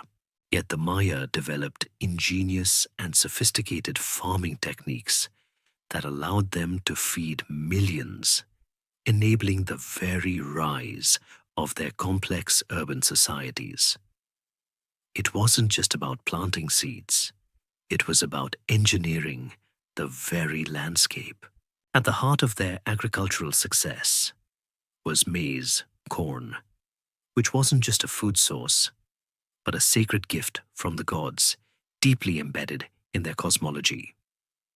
Alongside maize, they cultivated beans, squash, chili peppers, cacao, and various root crops. This diverse array provided a balanced diet, essential for supporting dense populations. Imagine a daily menu where corn was the staple, but jazzed up with fresh beans, savory squash, and a kick from chili peppers. Sounds pretty good actually, though I'm guessing drive-through wasn't an option. One of the most widespread and enduring agricultural techniques was slash and burn, Sweden, agriculture, particularly in the earlier periods and less densely populated areas. This involved clearing small plots of jungle by cutting down trees and brush, allowing them to dry, and then burning them. The ash enriched the soil, providing nutrients for a few growing seasons before the plot was left fallow to regenerate. While seemingly primitive, it was an effective method for small-scale farming. However, as populations grew, this method became less sustainable, requiring ever larger areas of land and longer fallow periods, putting immense pressure on the forest. This became a significant environmental consideration. As their cities grew, the Maya developed more intensive and innovative methods. In swampy areas and low-lying wetlands, they created raised fields or chinampas, though the classic chinampas are more associated with the Aztec. These were elevated planting beds constructed from fertile muck dredged from canals, which also served for irrigation and transportation. These fields were incredibly productive, allowing for multiple harvests per year, almost like ancient hydroponics. They show a remarkable understanding of soil dynamics and water management. It's truly impressive engineering, especially when you consider they didn't have heavy machinery. It was all done with muscle and clever design. In hilly regions, the Maya employed extensive terracing to create arable land on slopes, preventing soil erosion and maximizing agricultural output. These stone-faced terraces transformed steep hillsides into productive farmland, controlling water runoff and creating microclimates. Imagine transforming an entire mountain into a giant staircase made of cornfields. It takes a certain level of dedication, or perhaps just a serious craving for corn. They also utilized forest gardens and practiced a form of agroforestry, integrating valuable trees like ramon, breadnut, and avocado into their agricultural landscape. These trees provided food, timber, and medicinal plants, demonstrating a nuanced understanding of sustainable resource management. It wasn't just about clearing the land. It was about cultivating the entire ecosystem, creating a symbiotic relationship with their environment. Water management was crucial, especially in the lowlands where rainfall is seasonal. The Maya constructed extensive networks of reservoirs and canals to collect and store rainwater during the wet season for use during the dry months. Cities like Tikal had sophisticated systems of plazas paved with stucco, designed to channel rainwater into massive underground cisterns and reservoirs. This foresight and engineering skill were vital for sustaining large urban populations, preventing widespread famine during droughts.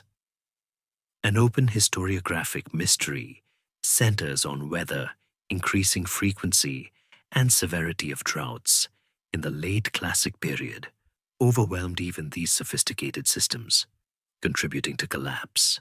The relationship between the Maya and their environment was a delicate balance. While they developed remarkable ways to maximize agricultural output, sustained population growth undoubtedly placed immense pressure on the fragile rainforest ecosystem. Deforestation, caused by the need for agricultural land, construction timber, and fuel, led to soil degradation and erosion in some areas. The long-term impact of these environmental stressors is a key theory in explaining the classic Maya collapse, which we'll delve into further. It's a classic chicken or egg problem. Did environmental degradation lead to collapse, Or did political instability prevent them from managing their environment effectively? The archaeological record provides ample evidence of these agricultural practices. The remnants of raised fields visible from aerial surveys, the faint lines of ancient terraces on hillsides, and the chemical signatures of intensified farming in soil samples. These subtle clues speak volumes about the daily lives of the vast majority of the Maya population, who spent their days toiling in the fields, producing the surplus food that fueled the intellectual and artistic achievements of the elite. Their quiet ingenuity in coaxing sustenance from a challenging landscape was as vital to their civilization as any soaring pyramid or intricate hieroglyph. It reminds us that behind every grand history, there are countless hands working the earth. The lifeblood that flowed through the veins of the classic Maya world, connecting its disparate city-states and fueling their prosperity, was an elaborate system of trade and economy. While often overshadowed by the grandeur of their architecture or the complexity of their calendars, the exchange of goods was absolutely vital for the functioning and flourishing of Maya civilization. This wasn't just about local bartering. It was a sophisticated network of regional and long-distance commerce that moved goods across vast swathes of Mesoamerica, linking distant highlands with fertile lowlands. Imagine an ancient Amazon, but with canoes instead of drones, and jade instead of, well, everything. The Maya economy was primarily based on agriculture, with surplus food production, especially maize, beans, and squash, forming the foundational wealth of a community. However, no single city-state possessed all the essential resources. This inherent dependency spurred trade, driving the movement of both raw materials and finished luxury goods. The lowland cities needed obsidian for tools and weapons, which was primarily sourced from highland volcanic regions. They craved jade, a highly prized green stone for ornaments and ritual objects, also found in highland riverbeds. Salt, a basic necessity for human and animal life, was extracted from coastal areas and inland salt springs. Cacao, the source of chocolate, was a valuable commodity used as a currency in some areas and as a ceremonial drink for the elite. It's like a giant ancient shopping list, but instead of milk and bread, it's obsidian and jade. Trade routes were diverse, utilizing both land and riverine networks. Major rivers, like the Usumacinta and Passion, served as vital arteries, allowing goods to be transported by canoe, linking inland cities with coastal trading centers. Overland routes, though more arduous, connected different ecological zones, facilitating the exchange of highland products for lowland specialties.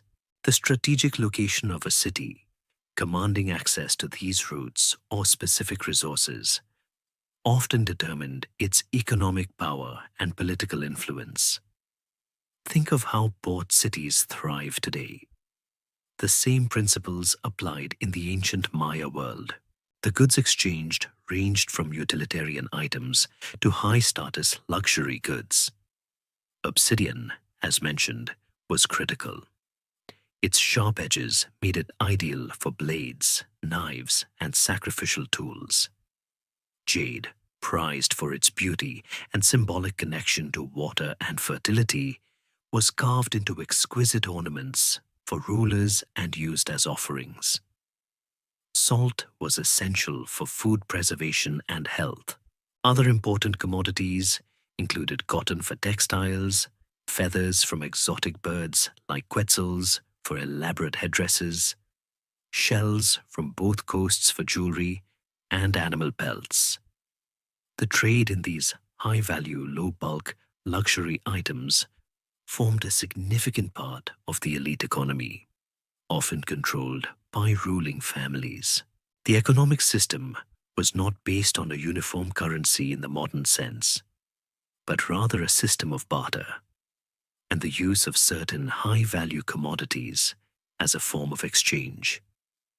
Cacao beans were particularly important as a de facto currency, especially in the post-classic period, but their use likely extended into the classic era for smaller transactions.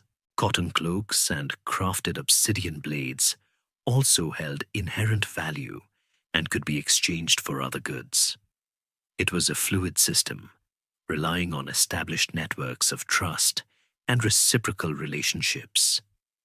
Imagine trying to buy a house with a pile of cocoa beans. Definitely makes you appreciate modern banking. Control over trade networks could be a source of immense power and conflict. Cities like Naranjo and Caracol, which was a rival of Naranjo, often depicted as a victor in their conflicts, were strategically positioned along key routes, vying for dominance. The Star War events, previously mentioned between Tikal and Calakmul, were not just about political supremacy, but often involved disrupting the rivals' economic lifelines. An open historiographic mystery centers on the precise mechanisms of trade control. How much was centrally organized by the state versus driven by independent merchants? Evidence suggests a mix, with royal families often directly involved in controlling prestige goods, while common goods might have moved through more informal markets. Archaeological evidence for trade is abundant, though sometimes subtle. The presence of non-local materials at a site, obsidian from a distant volcano, jade from a specific highland source, or seashells from a particular coast, provides direct evidence of ancient exchange networks. The distribution of specific pottery styles or architectural motifs across different regions also hints at cultural and economic interaction. For example, the presence of Teotihuacan-style artifacts at Tikal suggests a significant, though debated, economic and cultural link with the powerful central Mexican metropolis. The flourishing of trade meant that Maya cities were not isolated islands. They were part of a larger Mesoamerican world, connected by shared economic interests and cultural exchange. This interconnectedness brought not only goods, but also ideas, technologies, and artistic influences, enriching the complexity of Maya civilization. However, this reliance on trade also meant vulnerability. Disruptions to trade routes due to warfare, political instability, or the decline of key supplier regions could have had cascading effects, contributing to the broader pressures that led to the eventual classic Maya collapse. The intricate dance of supply and demand, the constant movement of goods and ideas, was as fundamental to their story as any stone calendar. As we journey through the ancient Maya world, our eyes are inevitably drawn to the majestic architecture and sophisticated urbanism that define their city-states.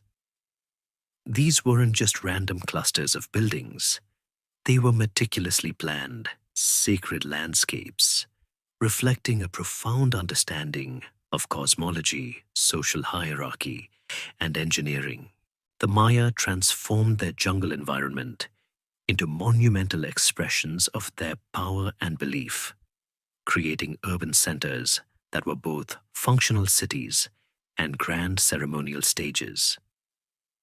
It's like they built their entire worldview into the very stones of their cities, a three-dimensional map of their universe. The most iconic elements of Maya architecture are, without a doubt, the pyramids. These weren't primarily tombs like those in Egypt, though some did contain burials, like Pakals at Palenque or Jasor-chan Kawilfuras at Tikal. Instead, they served as towering temple platforms designed to elevate the sanctuaries closer to the heavens, symbolizing the king's connection to the divine. Their steep staircases often led to small, enclosed temples at the summit, where priests and kings would perform rituals. The sheer height and imposing presence of these structures, often adorned with stucco masks or carved stone reliefs, were meant to inspire awe and reinforce the authority of the ruling elite. Imagine climbing hundreds of steps in the humid jungle heat just to get to church. Talk about dedication. Alongside the pyramids, palaces formed another crucial component of Maya urban centers. These sprawling, multi-roomed complexes served as royal residences, administrative centers, and venues for elite gatherings.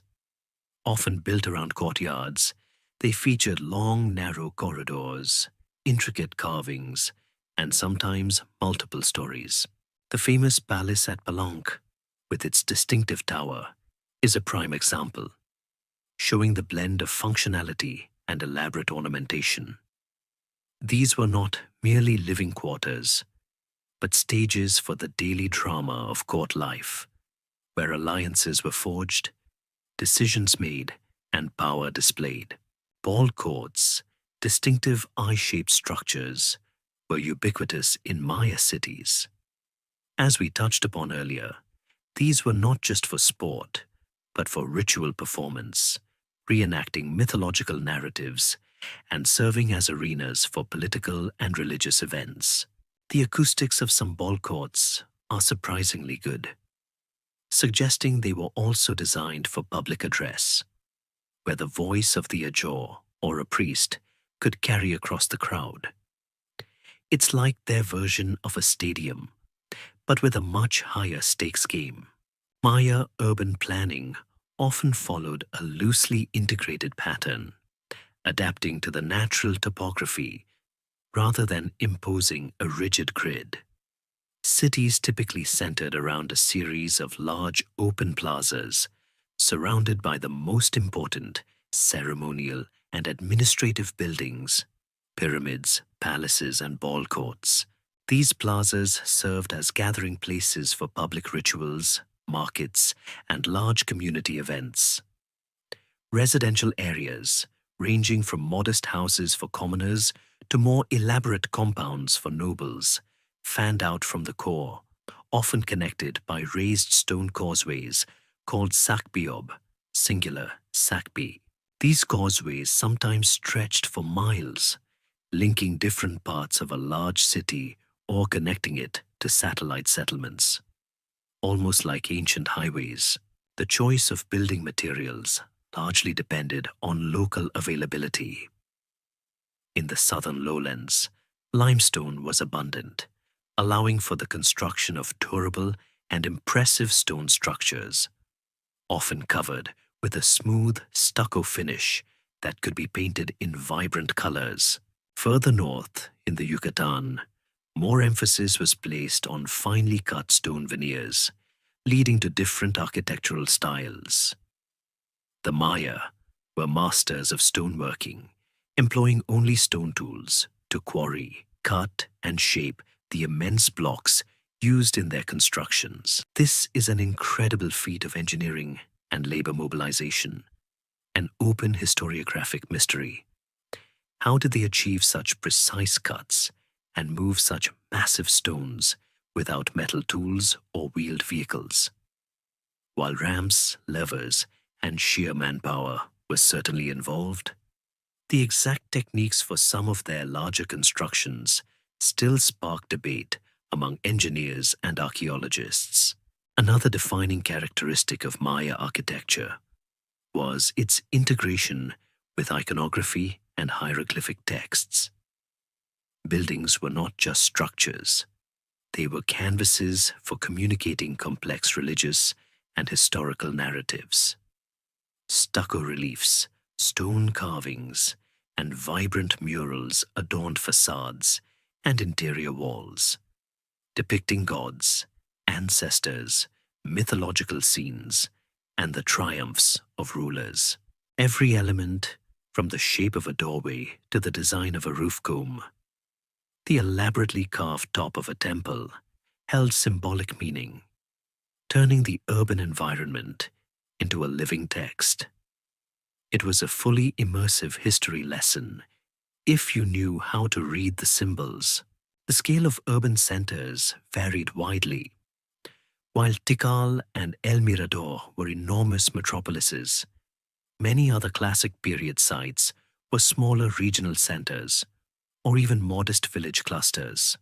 However, even smaller sites often displayed elements of monumental architecture and urban planning, scaled to their size. This suggests a shared cultural template for urbanism across the Maya lowlands, adapted to local conditions and resources.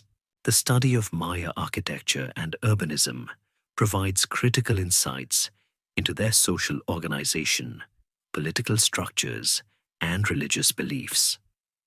The sheer investment of labor and resources in building these cities speaks volumes about the power of their rulers and the profound faith that motivated such endeavors.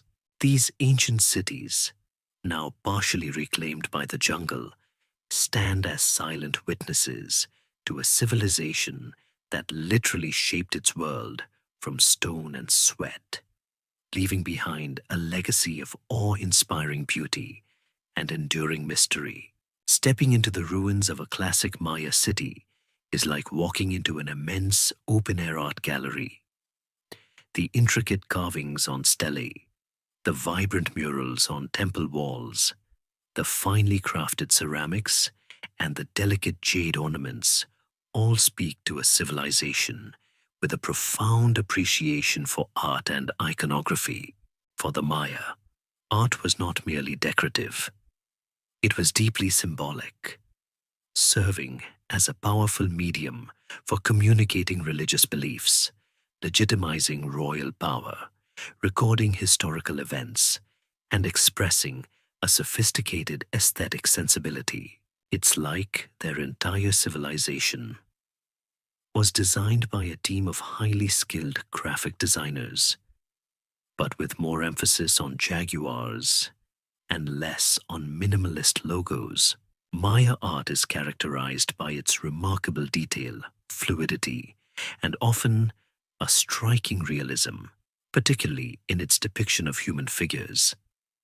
The artists, often scribes themselves or highly trained specialists working under royal patronage, mastered various mediums.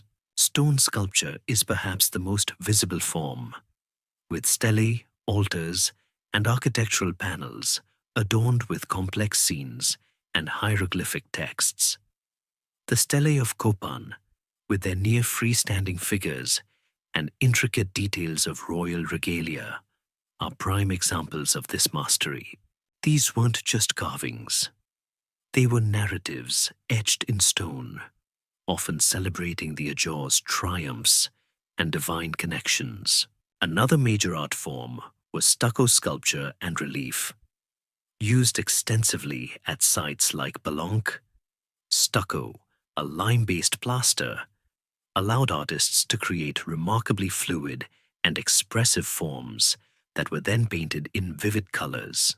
The stucco reliefs at Balanque, particularly those adorning the palace and the temple of the inscriptions, are celebrated for their naturalism and their ability to convey emotion and movement.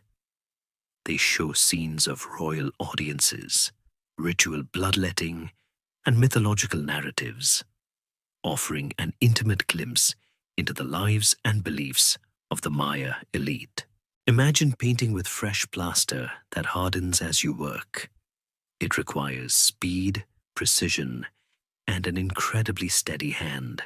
Mural painting adorned the interiors and exteriors of palaces and temples, though tragically, few have survived due to the humid jungle environment.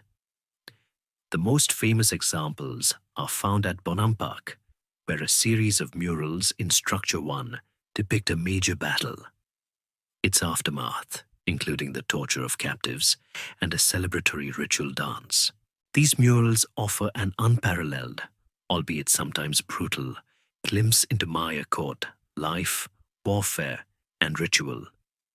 The colors, derived from mineral pigments, would have been incredibly vibrant, transforming the buildings into colossal, living canvases.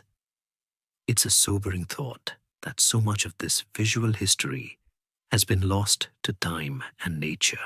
Ceramics were ubiquitous, ranging from utilitarian pottery for cooking and storage to finely painted polychrome, multicolored vessels used by the elite for feasting and ritual.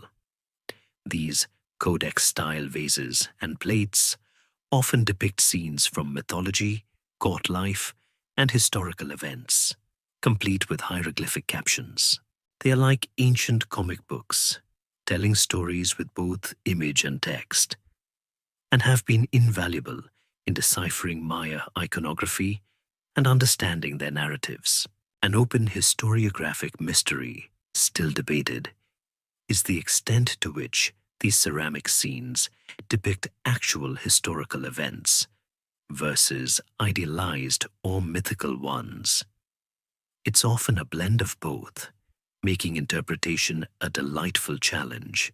Jade, a highly prized greenstone, held immense symbolic value for the Maya, representing water, fertility, and renewal. It was carved into exquisite ornaments, masks, and ritual objects, often placed as offerings in royal burials. The jade funerary mask of Pakal the Great, found in his tomb at Palenque, is a breathtaking example of this craftsmanship. The working of jade, a notoriously hard stone, required immense skill and patience, using abrasive materials and sheer grit. The iconography, the symbolic language of Maya art, is incredibly rich and complex. Every element, from the pose of a figure to the particular animal accompanying them, carried layers of meaning. Gods and mythological beings were frequently depicted, often with distinct attributes that allowed them to be identified. The feathered serpent, a widespread Mesoamerican deity, appears prominently, as do jaguars, owls, and various monstrous figures associated with the underworld or celestial realms. Royal regalia itself was a form of iconography, with elaborate headdresses, jewelry, and costumes designed to communicate the ruler's divine lineage, military prowess, and cosmic connections. It's like their clothing was also a living infographic, packed with meaning.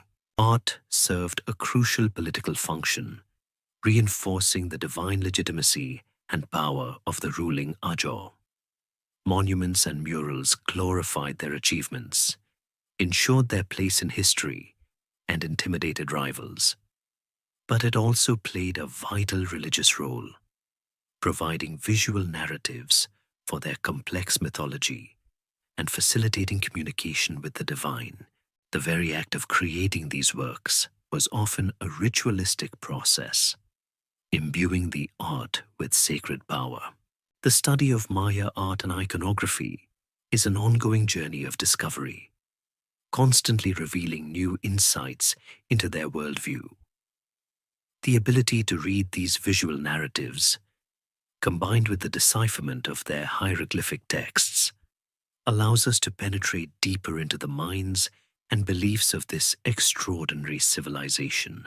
Despite the passage of centuries and the ravages of time, the echoes of their artistic brilliance continue to resonate, inviting us to explore a world where beauty and meaning were seamlessly intertwined. After centuries of unparalleled intellectual, artistic, and political flourishing, the classic Maya world, particularly the great cities of the southern lowlands, experienced a dramatic and multifaceted decline, a phenomenon famously dubbed the classic Maya collapse. This wasn't a single sudden catastrophe, like an asteroid impact or a zombie apocalypse. Though one can imagine, the ancient Maya had their own terrifying mythical creatures. Instead, it was a complex process spanning roughly 800 to 1000 CE, leading to the abandonment of major urban centers like Tikal, Kopan, and Palanca, a drastic reduction in population, and the cessation of monumental construction and hieroglyphic writing in these regions. It's perhaps the greatest historiographic mystery of the ancient Americas, a puzzle that has captivated scholars for generations. The term collapse itself is somewhat misleading, as it wasn't the end of the Maya people or even their civilization entirely. Rather, it was a profound transformation and regional shift. While the southern lowlands saw a significant decline, Maya civilization continued to thrive and evolve in the northern Yucatan Peninsula during what's known as the post-classic period, albeit with different political structures and artistic styles. So think of it less as a total blackout and more like a regional power outage, with some areas losing electricity while others got on with a different kind of party. Numerous theories, often overlapping and complex, attempt to explain this widespread decline. One of the most prominent focuses on environmental degradation and climate change. Intensive agriculture, necessary to feed growing populations, led to widespread deforestation, soil erosion, and nutrient depletion.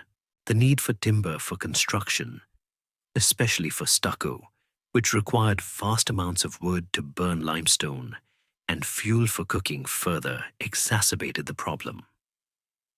This overexploitation of the fragile rainforest ecosystem would have made the land less productive and more vulnerable to environmental shocks. Adding to this environmental stress were periods of severe and prolonged drought. Paleoclimate studies, analyzing lakebed sediments and stalagmites, show evidence of recurrent, intense droughts during the late Classic period, particularly around 800, 860, and 910 CE. While the Maya developed sophisticated water management systems, even these would have been overwhelmed by decades of reduced rainfall. Crop failures would have led to widespread famine, disease, and social unrest, as the ruling elite struggled to provide for their populations. It's hard to maintain your divine mandate when the rain god has apparently ghosted you.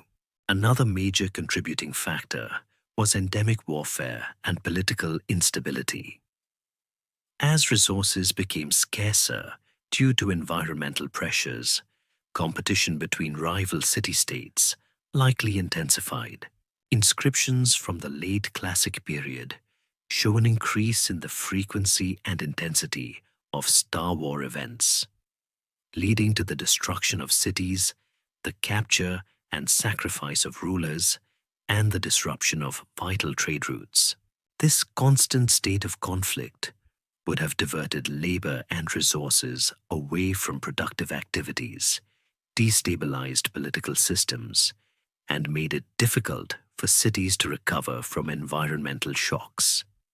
Imagine trying to fix your plumbing when your neighbor is constantly trying to burn down your house. Overpopulation is often cited as an underlying stressor that magnified the impact of environmental and political problems. As populations swelled in the Classic period, the pressure on land and resources became unsustainable. When the agricultural systems, already stretched to their limits, were hit by drought or warfare, the consequences were catastrophic. The delicate balance between human numbers and environmental carrying capacity was broken, leading to a cascade of negative effects. Some theories also point to disease epidemics. while direct archaeological evidence is scarce due to the perishable nature of human remains in the humid environment. Increased population density, malnutrition from famine, and constant warfare would have made populations highly vulnerable to infectious diseases. A series of devastating epidemics could have decimated populations, further weakening social structures and agricultural capacity. The role of the ruling elite is also subject to scrutiny. Some scholars argue that the rigid social hierarchy and the heavy demands of the elite for monumental construction, exotic goods, and elaborate rituals may have become unsustainable during times of stress. If the rulers were perceived as failing in their divine duty to ensure prosperity, or if their demands for labor and resources became too burdensome, it could have led to internal rebellions or a loss of faith in the established order. A king who can't bring rain or win battles is unlikely to stay king for long. An enduring open historiographic mystery is the varying impact of the collapse across different regions. While the southern lowlands saw a dramatic decline, some areas, particularly parts of the northern Yucatan and coastal regions, actually thrived and even saw population increases. This regional variation suggests that while broad factors were at play, local environmental conditions, political dynamics, and adaptive strategies played a crucial role in determining a city's fate. Why did some fall while others merely stumbled or even soared? The answer is likely in the specific local conditions and the responses of their leadership. The classic Maya collapse serves as a powerful cautionary tale about the interconnectedness of environment, society, and political stability. It reminds us that even highly advanced civilizations are vulnerable to a complex interplay of internal and external pressures. While the great cities of the southern lowlands faded into the jungle, their legacy would be carried forward, albeit in different forms, by their northern cousins, ushering in the next chapter of Maya history. As the grand stage of the southern lowlands gradually darkened with the decline of its great city-states, the spotlight of Maya civilization began to shift northward, illuminating a new act in the drama of their history, the post-classic resurgence.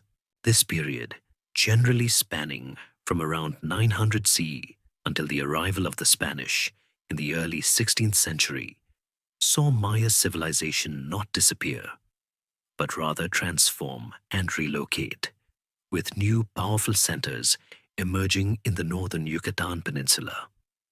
It's like a famous band changing lead singers and moving to a new, smaller venue, but still rocking out with a slightly different sound.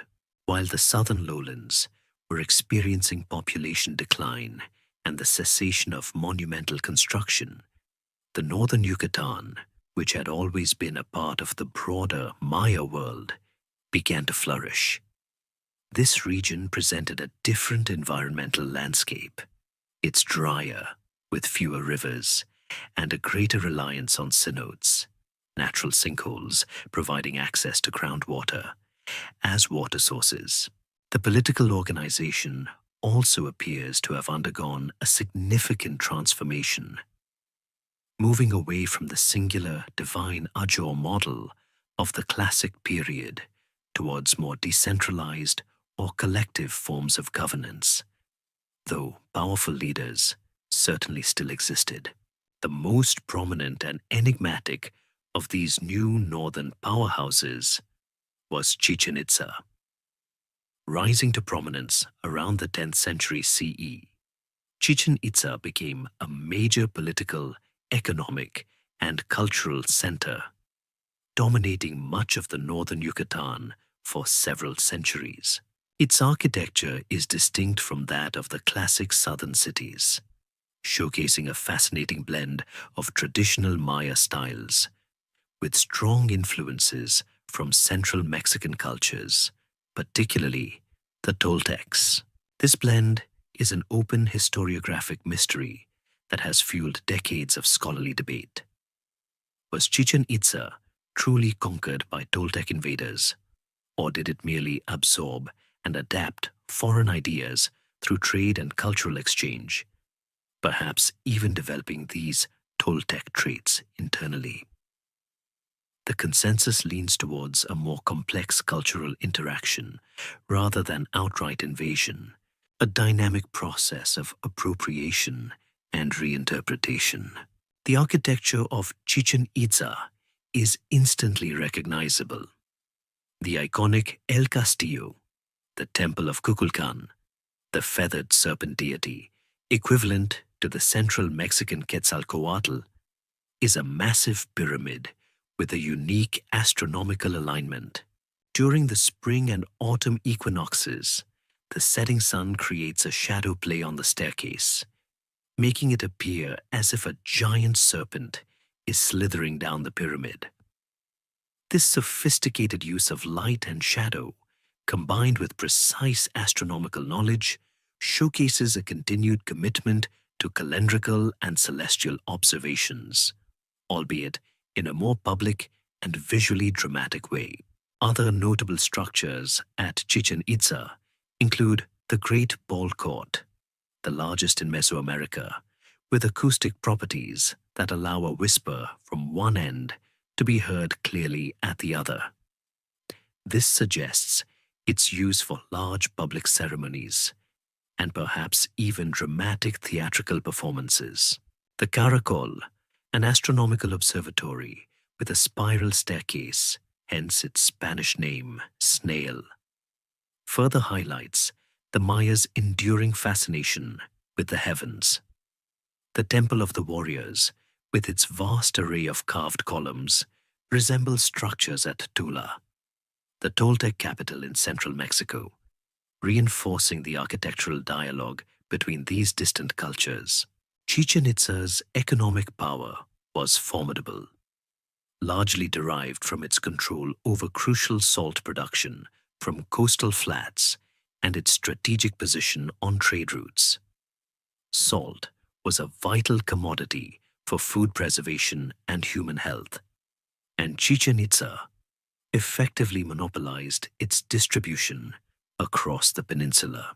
This economic leverage, combined with its military might, allowed it to exert significant influence over its neighbors.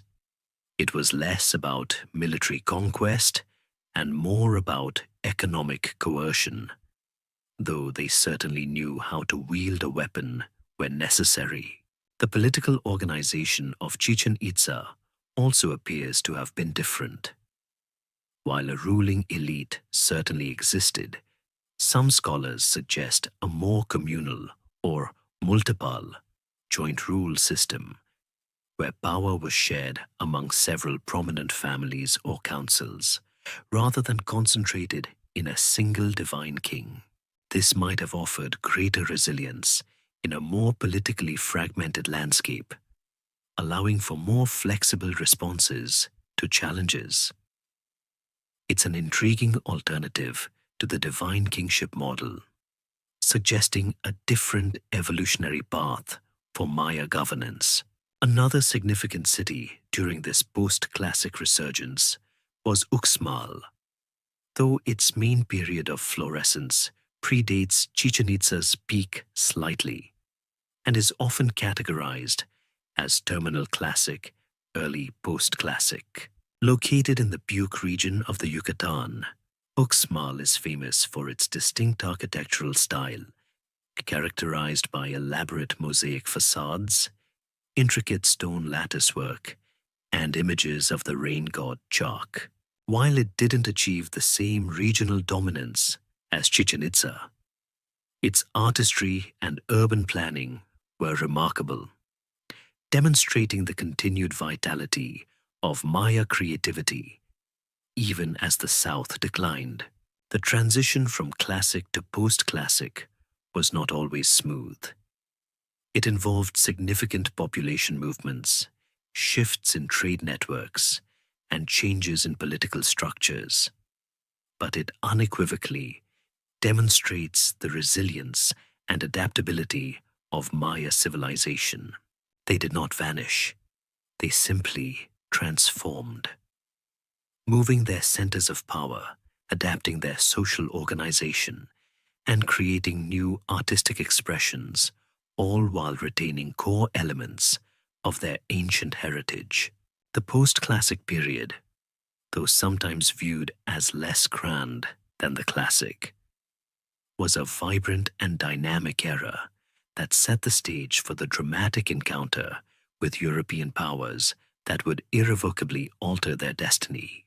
Following the rise of Chichen Itza, which dominated the early part of the post-classic period, the focus of Maya power in the northern Yucatan shifted once more, leading to the ascendancy of Mayapan.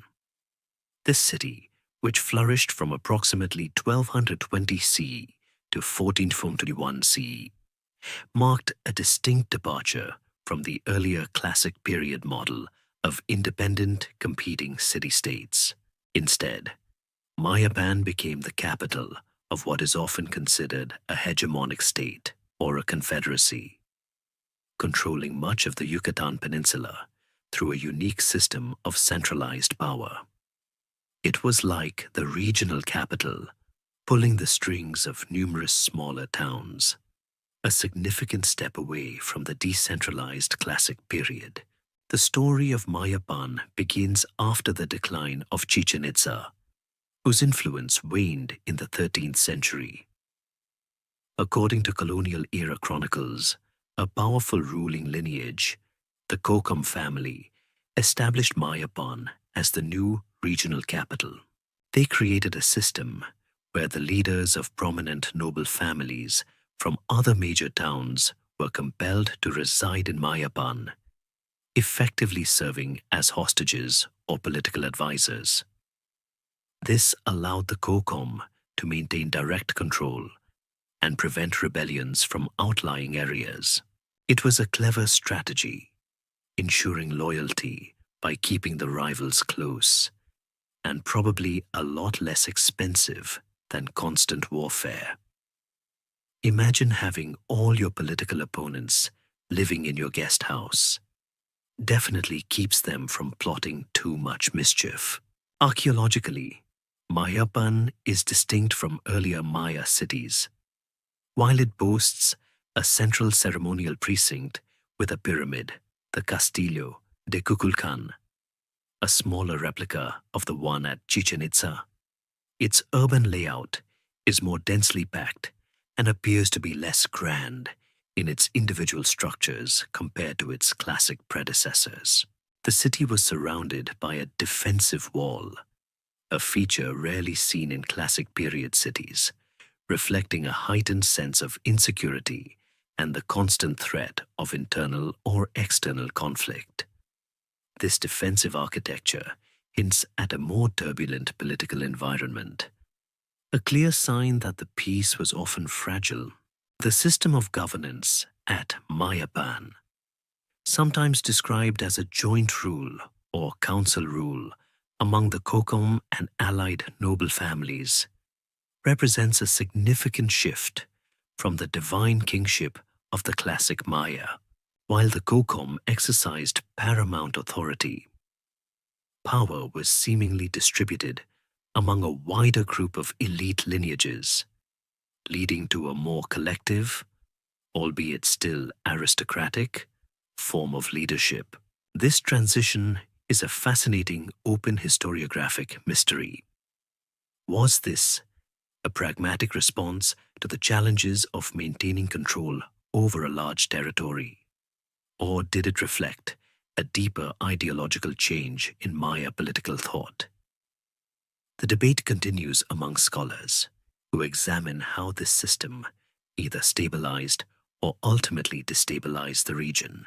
Mayapan's economic power was built upon its agricultural hinterland, control over trade routes, and perhaps most importantly, its central administrative role.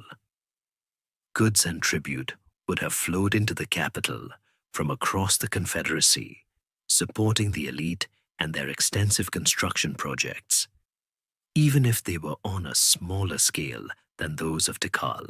The city's relative prosperity allowed it to maintain its political dominance for over 2 centuries, a testament to the effectiveness of its centralized control. However, the very system that gave Mayapan its strength ultimately led to its downfall.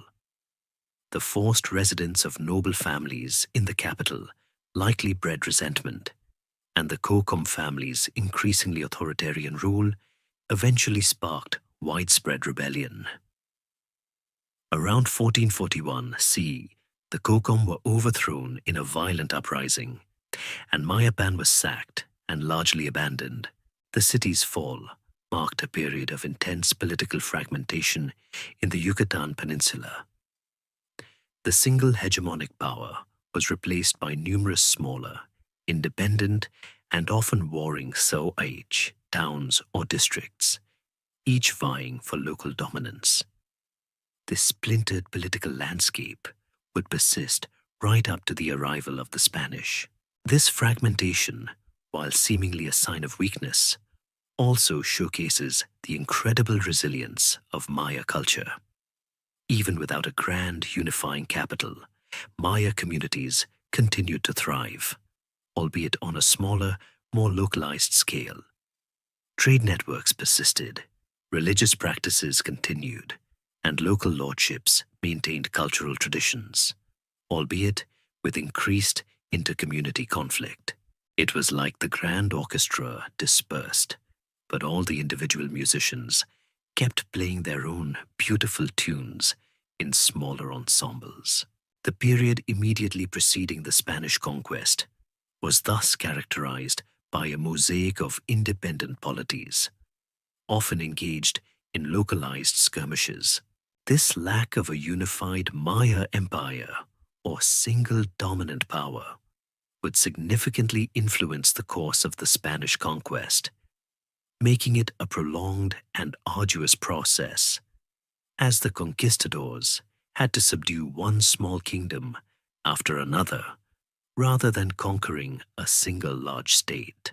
Mayapan's rise and dramatic fall underscore the dynamic and ever-evolving nature of Maya political organization, a testament to their continuous adaptation and reinvention in the face of changing circumstances, right up to the eve of a new and devastating chapter in their history.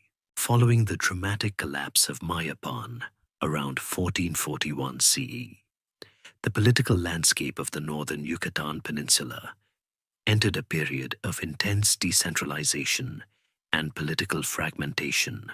The brief experiment with a centralized hegemonic state under the Kokom family dissolved, giving way to a mosaic of independent and often rivalrous city-states, or Kayech, a term referring to both the settlement and its surrounding territory.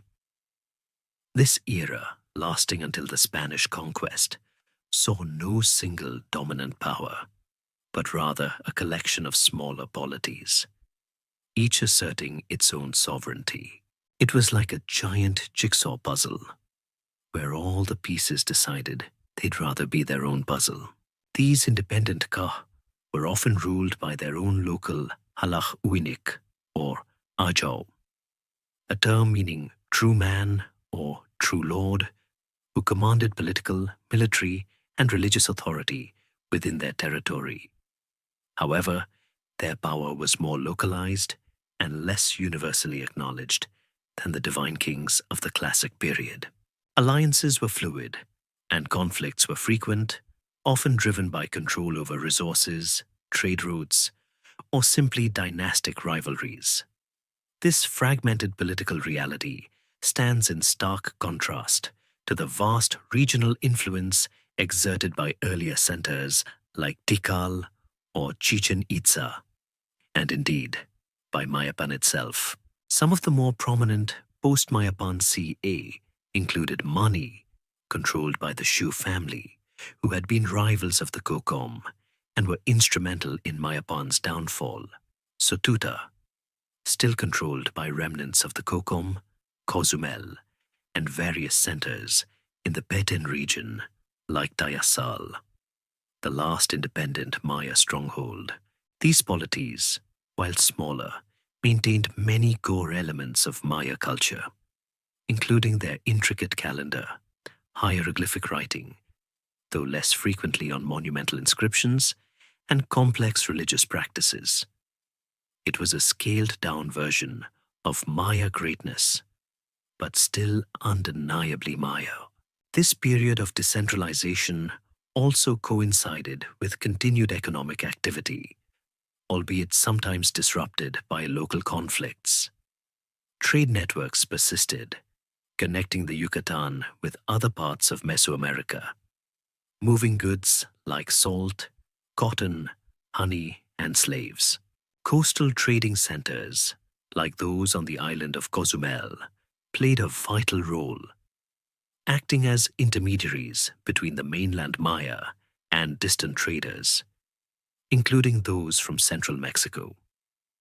The economic resilience of the Maya, even in a politically fractured environment, is a testament to the fundamental needs and desires that drive human interaction. One of the fascinating open historiographic mysteries of this period concerns the degree to which these post-Mayapan polities continue to share a common cultural identity, despite their political disunity. While the grand unifying architectural styles of earlier periods waned, and monumental stone inscriptions became less common, artistic traditions in ceramics and other portable goods continued to thrive, often showing regional variations but also shared iconographic themes. This suggests that a strong sense of Mayaness transcended political boundaries, allowing for a remarkable degree of cultural continuity, even in an era of fragmentation. It's like everyone still speaks the same language and shares the same stories, even if they can't agree on who should be in charge. The chronic warfare among these independent polities weakened the overall region, making it more vulnerable to external threats. The constant skirmishing, though not always leading to large-scale conquest, prevented the emergence of another unified Maya state that could have presented a more formidable resistance to the ultimate threat looming on the horizon: the arrival of the Europeans. Had the Maya been unified as the Aztec Empire was at its peak, the history of the conquest might have played out very differently. This fragmentation meant the Spanish could employ a divide-and-conquer strategy, pitting one Maya group against another. Archaeological evidence for this period includes smaller, more defensible settlements, often featuring defensive walls or natural barriers. The architecture, while still distinctly Maya, shows a shift towards more utilitarian structures and less emphasis on the grand, labor-intensive ceremonial complexes of the Classic period. The surviving post-Classic goddesses, though few, also provide invaluable insights into their religious beliefs and calendrical knowledge during this later phase. Mayapan's fall and the ensuing fragmentation mark the final significant internal transformation of Maya civilization before the profound external shock of the Spanish conquest. It shows a civilization constantly adapting, constantly reinventing itself, even as its political structures shifted dramatically. The Maya of the late post-Classic were not a fading, decaying people. They were vibrant, albeit politically disunited, societies with rich cultural traditions and sophisticated economic networks. They were actively living their lives, practicing their rituals, and engaging in their own local dramas, utterly unaware of the seismic shift that was about to arrive on their shores, bringing with it an entirely new set of challenges and conflicts that would test their resilience like never before. The profound and ultimately devastating turning point in the long saga of Maya civilization arrived with the Spanish conquest.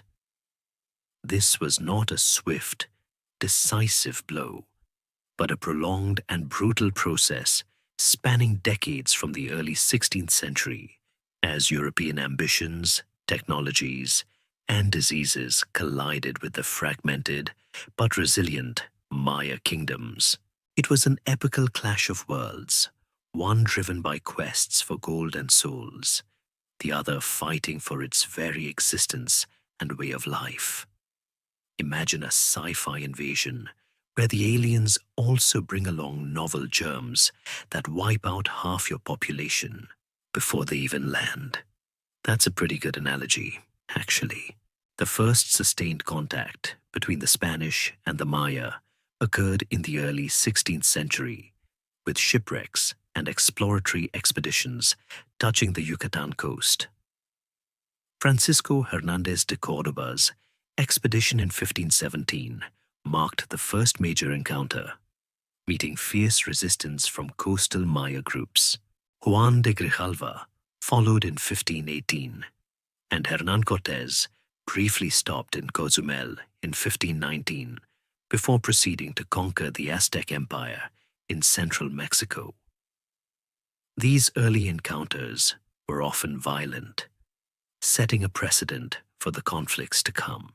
The Maya, being fragmented into numerous independent polities after the fall of Mayapan, lacked a unified central command, a critical factor that initially made them seem less formidable than the Aztecs, but ultimately led to a more protracted conquest. The main thrust of the conquest of the Yucatan began in 1527, led by Francisco de Montejo, often referred to as El Adelantado.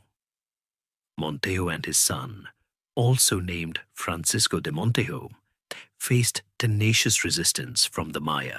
Unlike the concentrated power of the Aztec Empire, which fell with the capture of its capital and emperor, the conquest of the Maya required subduing dozens of independent sechich towns, kingdoms, one by one. Each ka had its own halahuinik and its own military force, often fighting fiercely to defend their homeland. This decentralized structure, while making them vulnerable to divide and conquer tactics, where the Spanish would ally with one Maya group against another, also made the conquest incredibly difficult and prolonged. It's hard to conquer a hydra because every time you chop off a head, 3 more pop up somewhere else. The Spanish brought with them superior military technology, steel weapons, armor, crossbows, firearms, though early firearms were slow and unreliable, and crucially, horses and war dogs. These unfamiliar elements struck fear into the hearts of the Maya, who fought with obsidian-edged swords, spears, and bows and arrows. However, the Maya quickly adapted, learning Spanish tactics and even developing their own defensive strategies.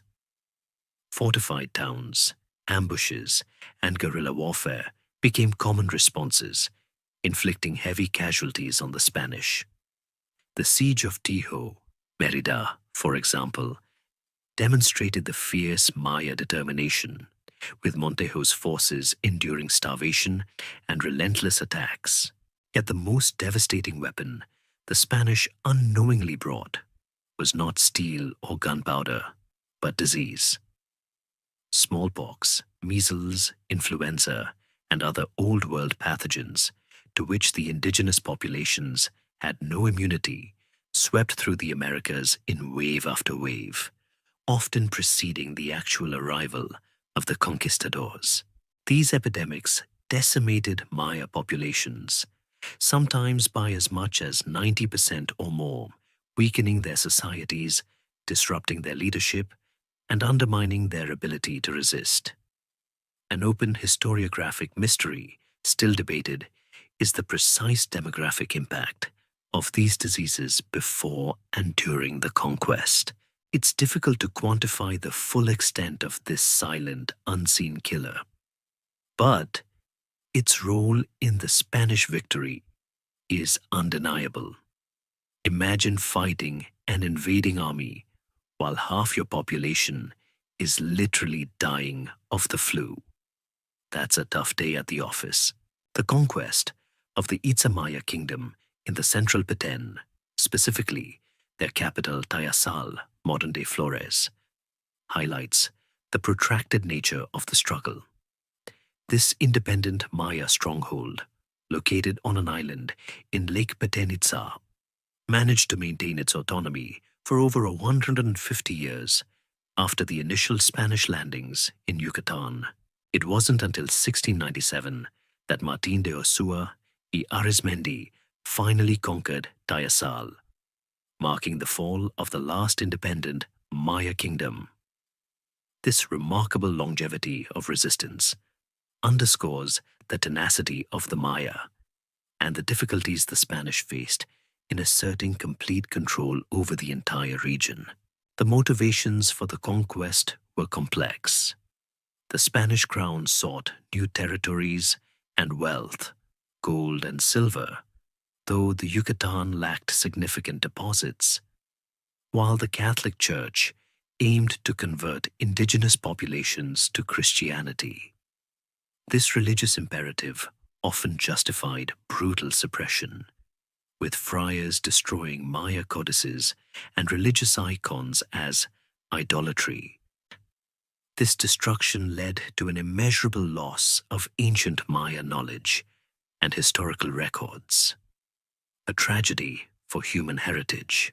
The Spanish conquest fundamentally altered the course of Maya civilization. It led to the imposition of a colonial system, the decimation of populations, the suppression of indigenous religions, and the restructuring of their societies. However, it did not erase Maya culture.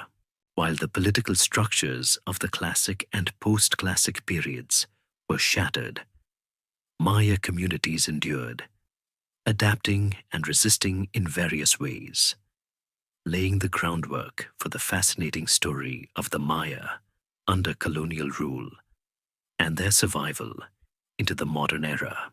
The legacy of this violent encounter continues to resonate today, a powerful reminder of resilience in the face of overwhelming odds. With the initial fury of the Spanish conquest slowly subsiding, the Maya people entered a new, often harsh, but remarkably enduring phase, the colonial era. This period, stretching from the 16th century through the early 19th century, saw the imposition of Spanish rule, the reorganization of Maya society, and continuous, often subtle, acts of adaptation and resistance.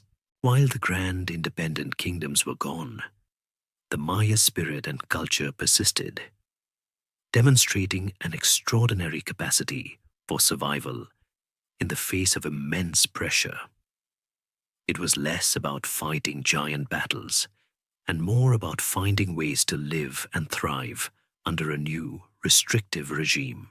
The Spanish established a colonial administration, creating a hierarchical system that placed themselves at the top, followed by criollos, people of Spanish descent born in the Americas, mestizos, people of mixed European and indigenous ancestry, and at the bottom, the indigenous populations.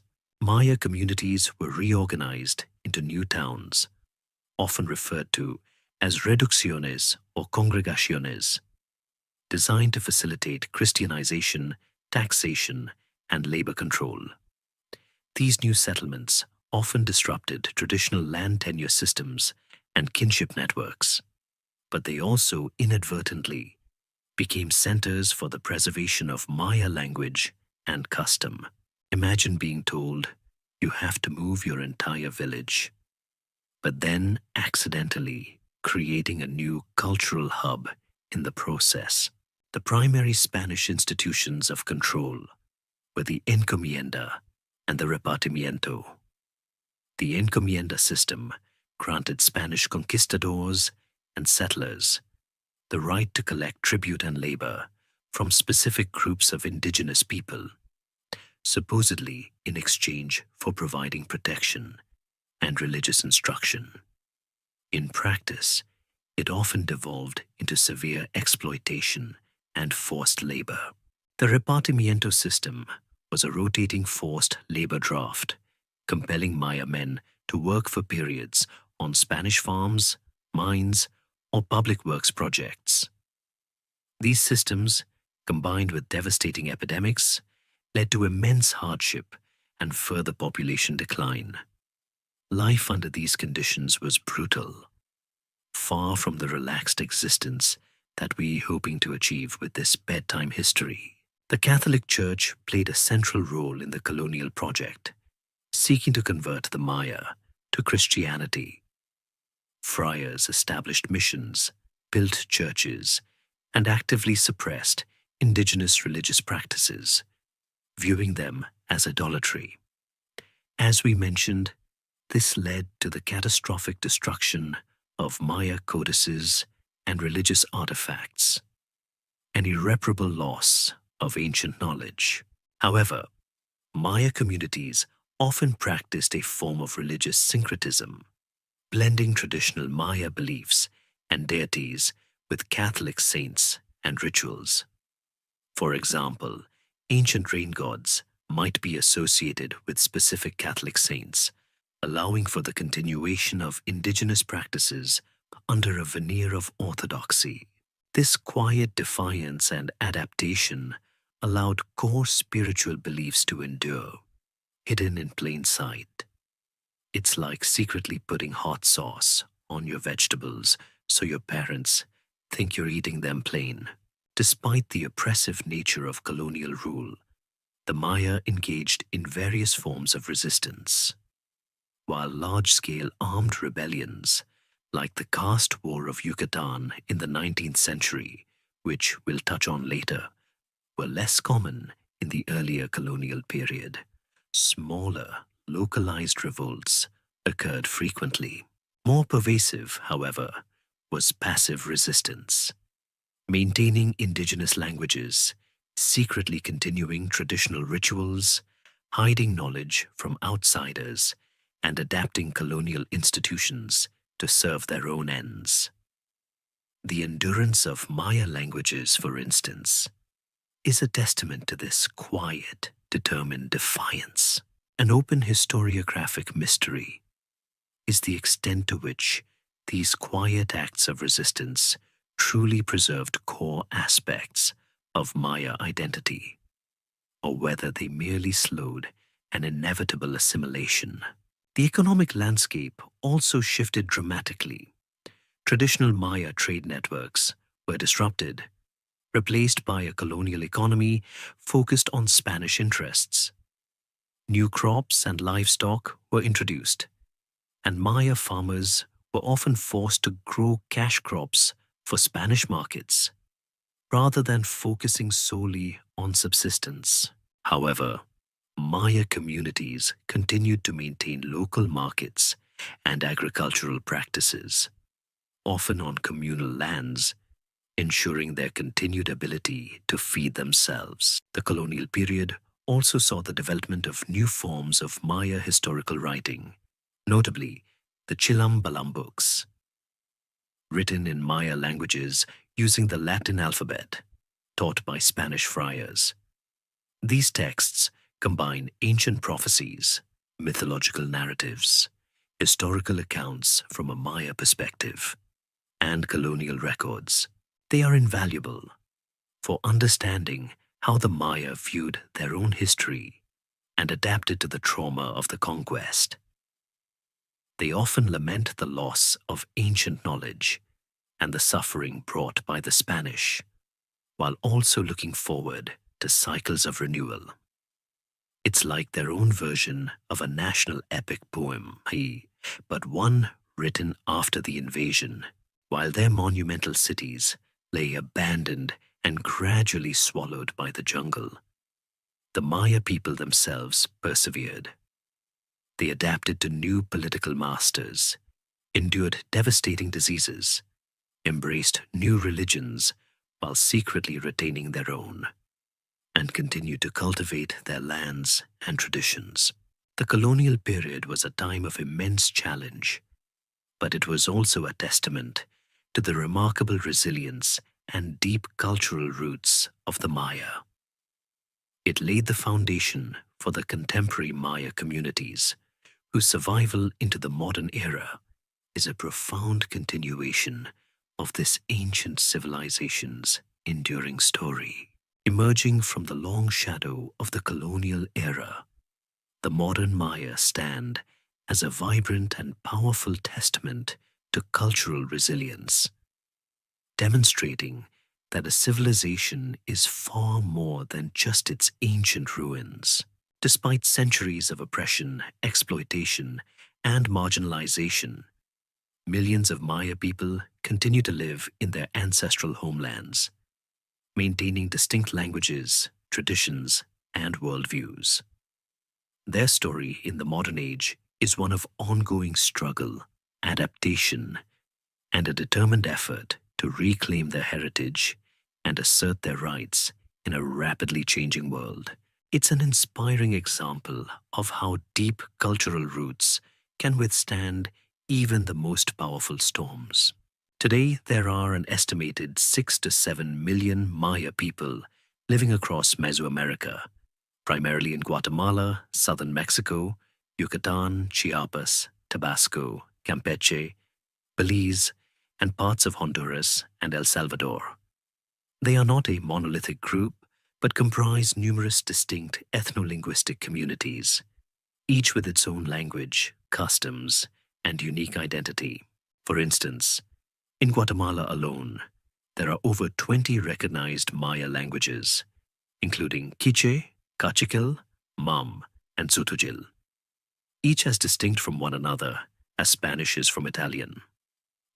This linguistic diversity is an incredible living legacy of their ancient past, a real-time example of cultural preservation. The challenges faced by modern Maya communities are formidable. They often experience socioeconomic marginalization, with higher rates of poverty, lower access to education and healthcare, and limited political representation compared to the dominant mestizo populations in their respective countries. Land rights remain a contentious issue, with ancestral lands often threatened by large-scale agricultural projects, mining, and tourism development. It's a constant fight to protect what little they have and maintain their traditional way of life against the relentless march of modern economic interests. Despite these struggles, there has been a significant resurgence of Maya identity and activism since the late 20th century. The civil wars and political instability in countries like Guatemala, particularly the horrific genocidal campaigns against Maya communities in the 1980s, brought immense suffering, but also ignited a powerful movement for indigenous rights and cultural revitalization.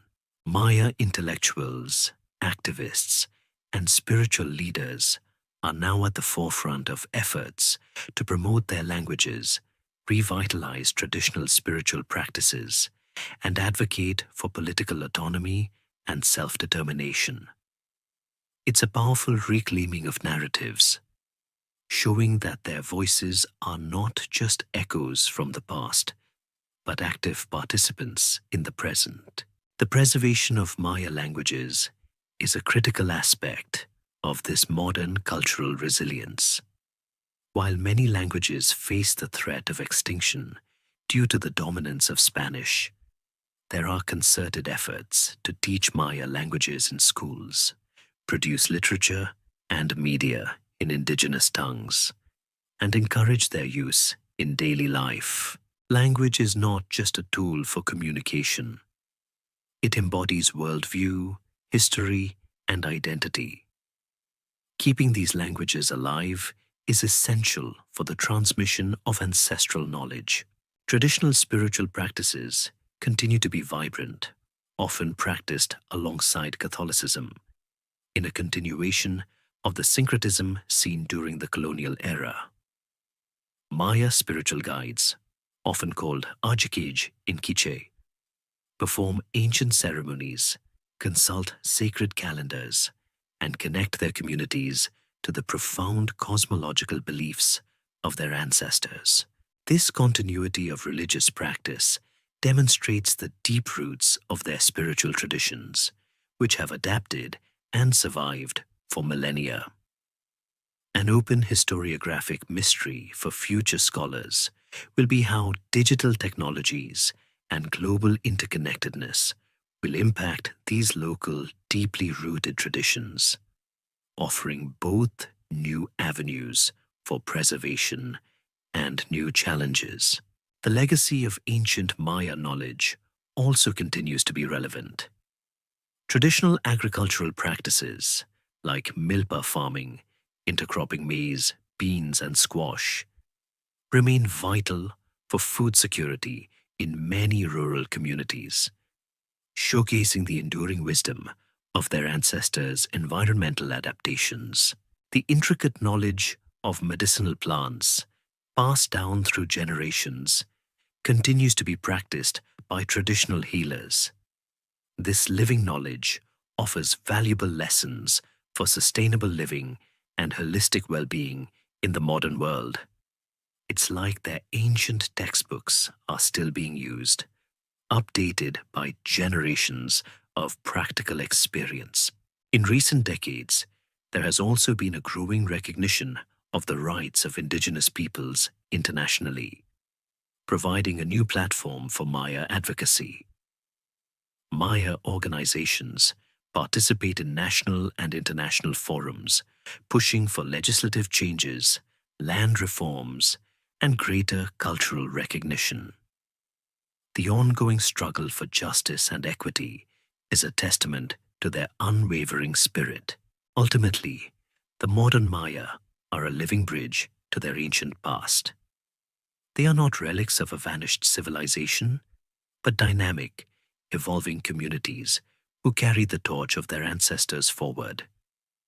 Their existence challenges the very notion of collapse, demonstrating that while empires rise and fall, cultures can endure, adapt, and ultimately thrive, even in the face of profound adversity. Their story is a powerful reminder that history is not just about what was, but what continues to be, whispered in ancient languages and lived in vibrant communities today. Our journey through the profound saga of Maya civilization wouldn't be complete without acknowledging the ongoing, tireless work of archaeological discoveries and the evolving understanding these discoveries bring. The story of the Maya isn't just a closed chapter in a history book. It's a living, breathing narrative, constantly being rewritten by dedicated scholars and field teams. Every new excavation, every deciphered glyph, every technological advancement adds another brushstroke to our portrait of this ancient people, often overturning old assumptions and revealing new complexities. It's like a perpetually unfolding detective story, where the clues are buried in the earth and the suspects are, well, also buried in the earth. Modern archaeology employs a fascinating array of techniques that go far beyond the old-school pickaxe and trowel. LiDAR, light detection and ranging technology, has revolutionized our ability to map ancient landscapes. By firing billions of laser pulses from an airplane, LiDAR can penetrate dense jungle canopy and map the ground surface beneath, revealing the hidden outlines of ancient cities, roads, and agricultural systems that were previously invisible. This has led to astonishing discoveries of previously unknown Maya settlements and extensive networks of causeways and terracing, drastically increasing our understanding of the scale and interconnectedness of their urbanism. Imagine seeing an entire hidden city pop up on a screen that looked like nothing but trees from the ground. It's a game changer, literally. Beyond mapping, traditional excavation remains crucial, meticulously uncovering buildings, burials, and artifacts. These painstaking efforts provide the tangible evidence of daily life, ritual practice, and elite power. From the humble tools of a farmer to the exquisite offerings in a royal tomb, each artifact tells a piece of the story. The careful analysis of pottery, for instance, can reveal trade networks, social status, and chronological sequences. Analyzing human remains can tell us about diet, disease, migration patterns, and even social violence. It's a slow, deliberate process, sometimes yielding nothing for months, and other times revealing a bombshell that rewrites textbooks. The field of epigraphy, the study of ancient inscriptions, continues to be at the forefront of Maya research. With most of the hieroglyphic script now deciphered, scholars are constantly translating newly discovered texts and reanalyzing existing ones, revealing ever more nuanced details about dynastic histories, political alliances, and mythological narratives. We're learning the names of more kings, queens, and even scribes, gaining a far more personal connection to these ancient individuals. An open historiographic mystery that still captivates epigraphers is the precise meaning of certain rare glyphs or obscure ritual phrases. It's like trying to translate ancient poetry with a few missing lines. Paleoclimate studies contribute vital information, helping to refine theories about the classic Maya collapse. Scientists analyze sediment cores from lake beds and stalagmites from caves to reconstruct past rainfall patterns and periods of drought.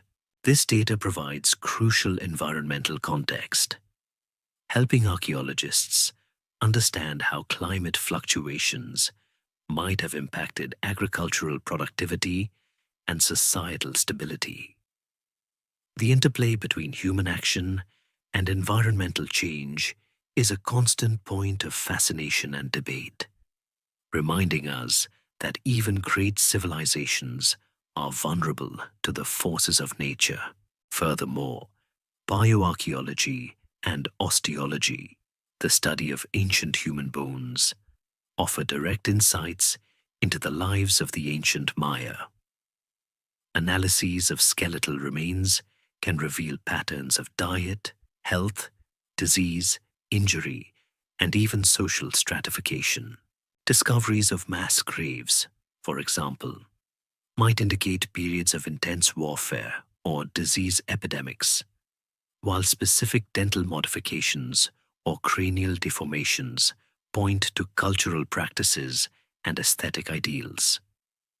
It's a way to listen to the silent voices of the past, understanding the physical realities of their existence.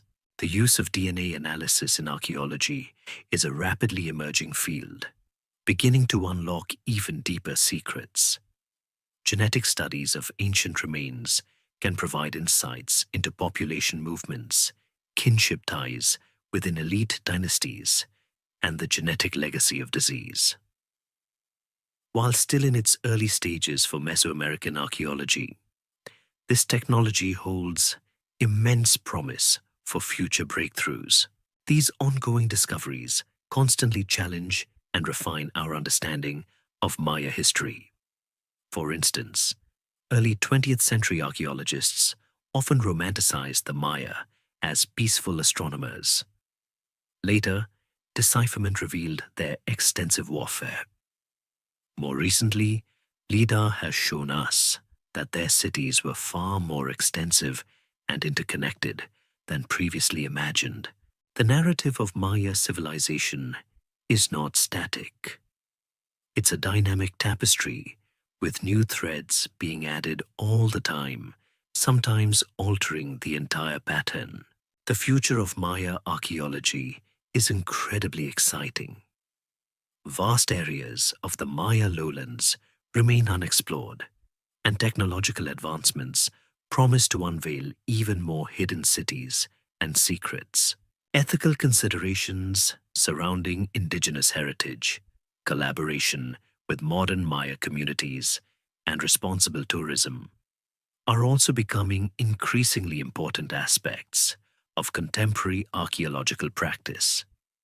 The goal isn't just to unearth the past, but to understand it in a way that is respectful, accurate, and relevant to the present. Every new find is a whisper from the past, inviting us to listen more closely and understand more deeply this incredible, enduring civilization.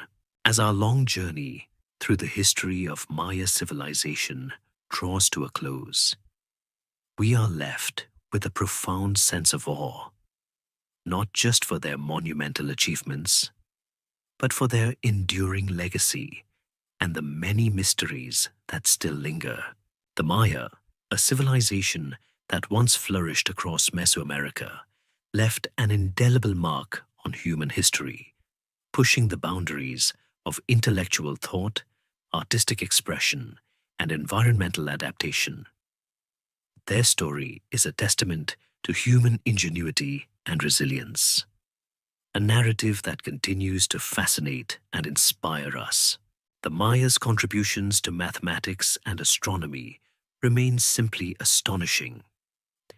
Their independent development of the concept of zero, their sophisticated vigesimal number system, and their remarkably precise calendars, including the long count, demonstrate an intellectual rigor that rivaled, and in some areas, surpassed, contemporary Old World civilizations. Imagine charting celestial movements and predicting eclipses with such accuracy, using only naked eye observations. It still feels like a minor miracle, doesn't it? This deep understanding of cosmic cycles wasn't just academic, it was deeply interwoven with their worldview, guiding their rituals, their agriculture, and their sense of destiny. Their writing system, a complex blend of phonetic and logographic glyphs, allowed them to record their history, myths, and knowledge on stone monuments, stucco, and fragile bark paper codices.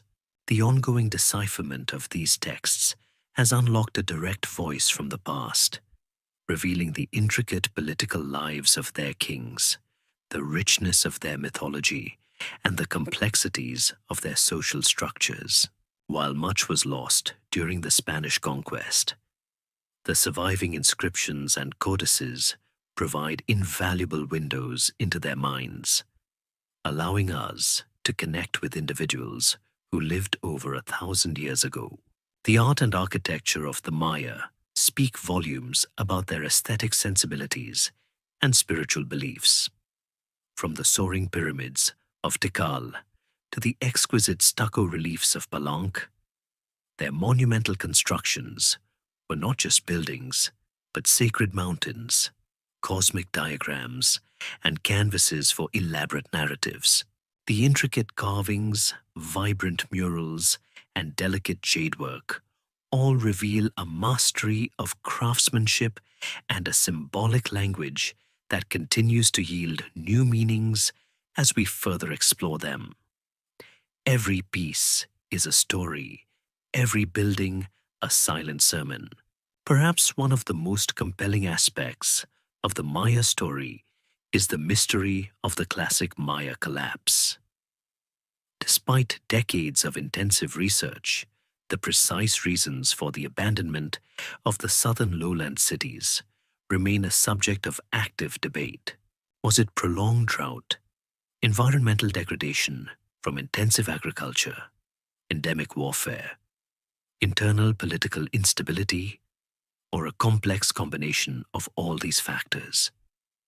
The very fact that this highly advanced civilization experienced such a profound regional decline, while other areas continue to thrive, serves as a powerful cautionary tale about the delicate balance between human society and its environment, a warning that resonates even more strongly in our modern world.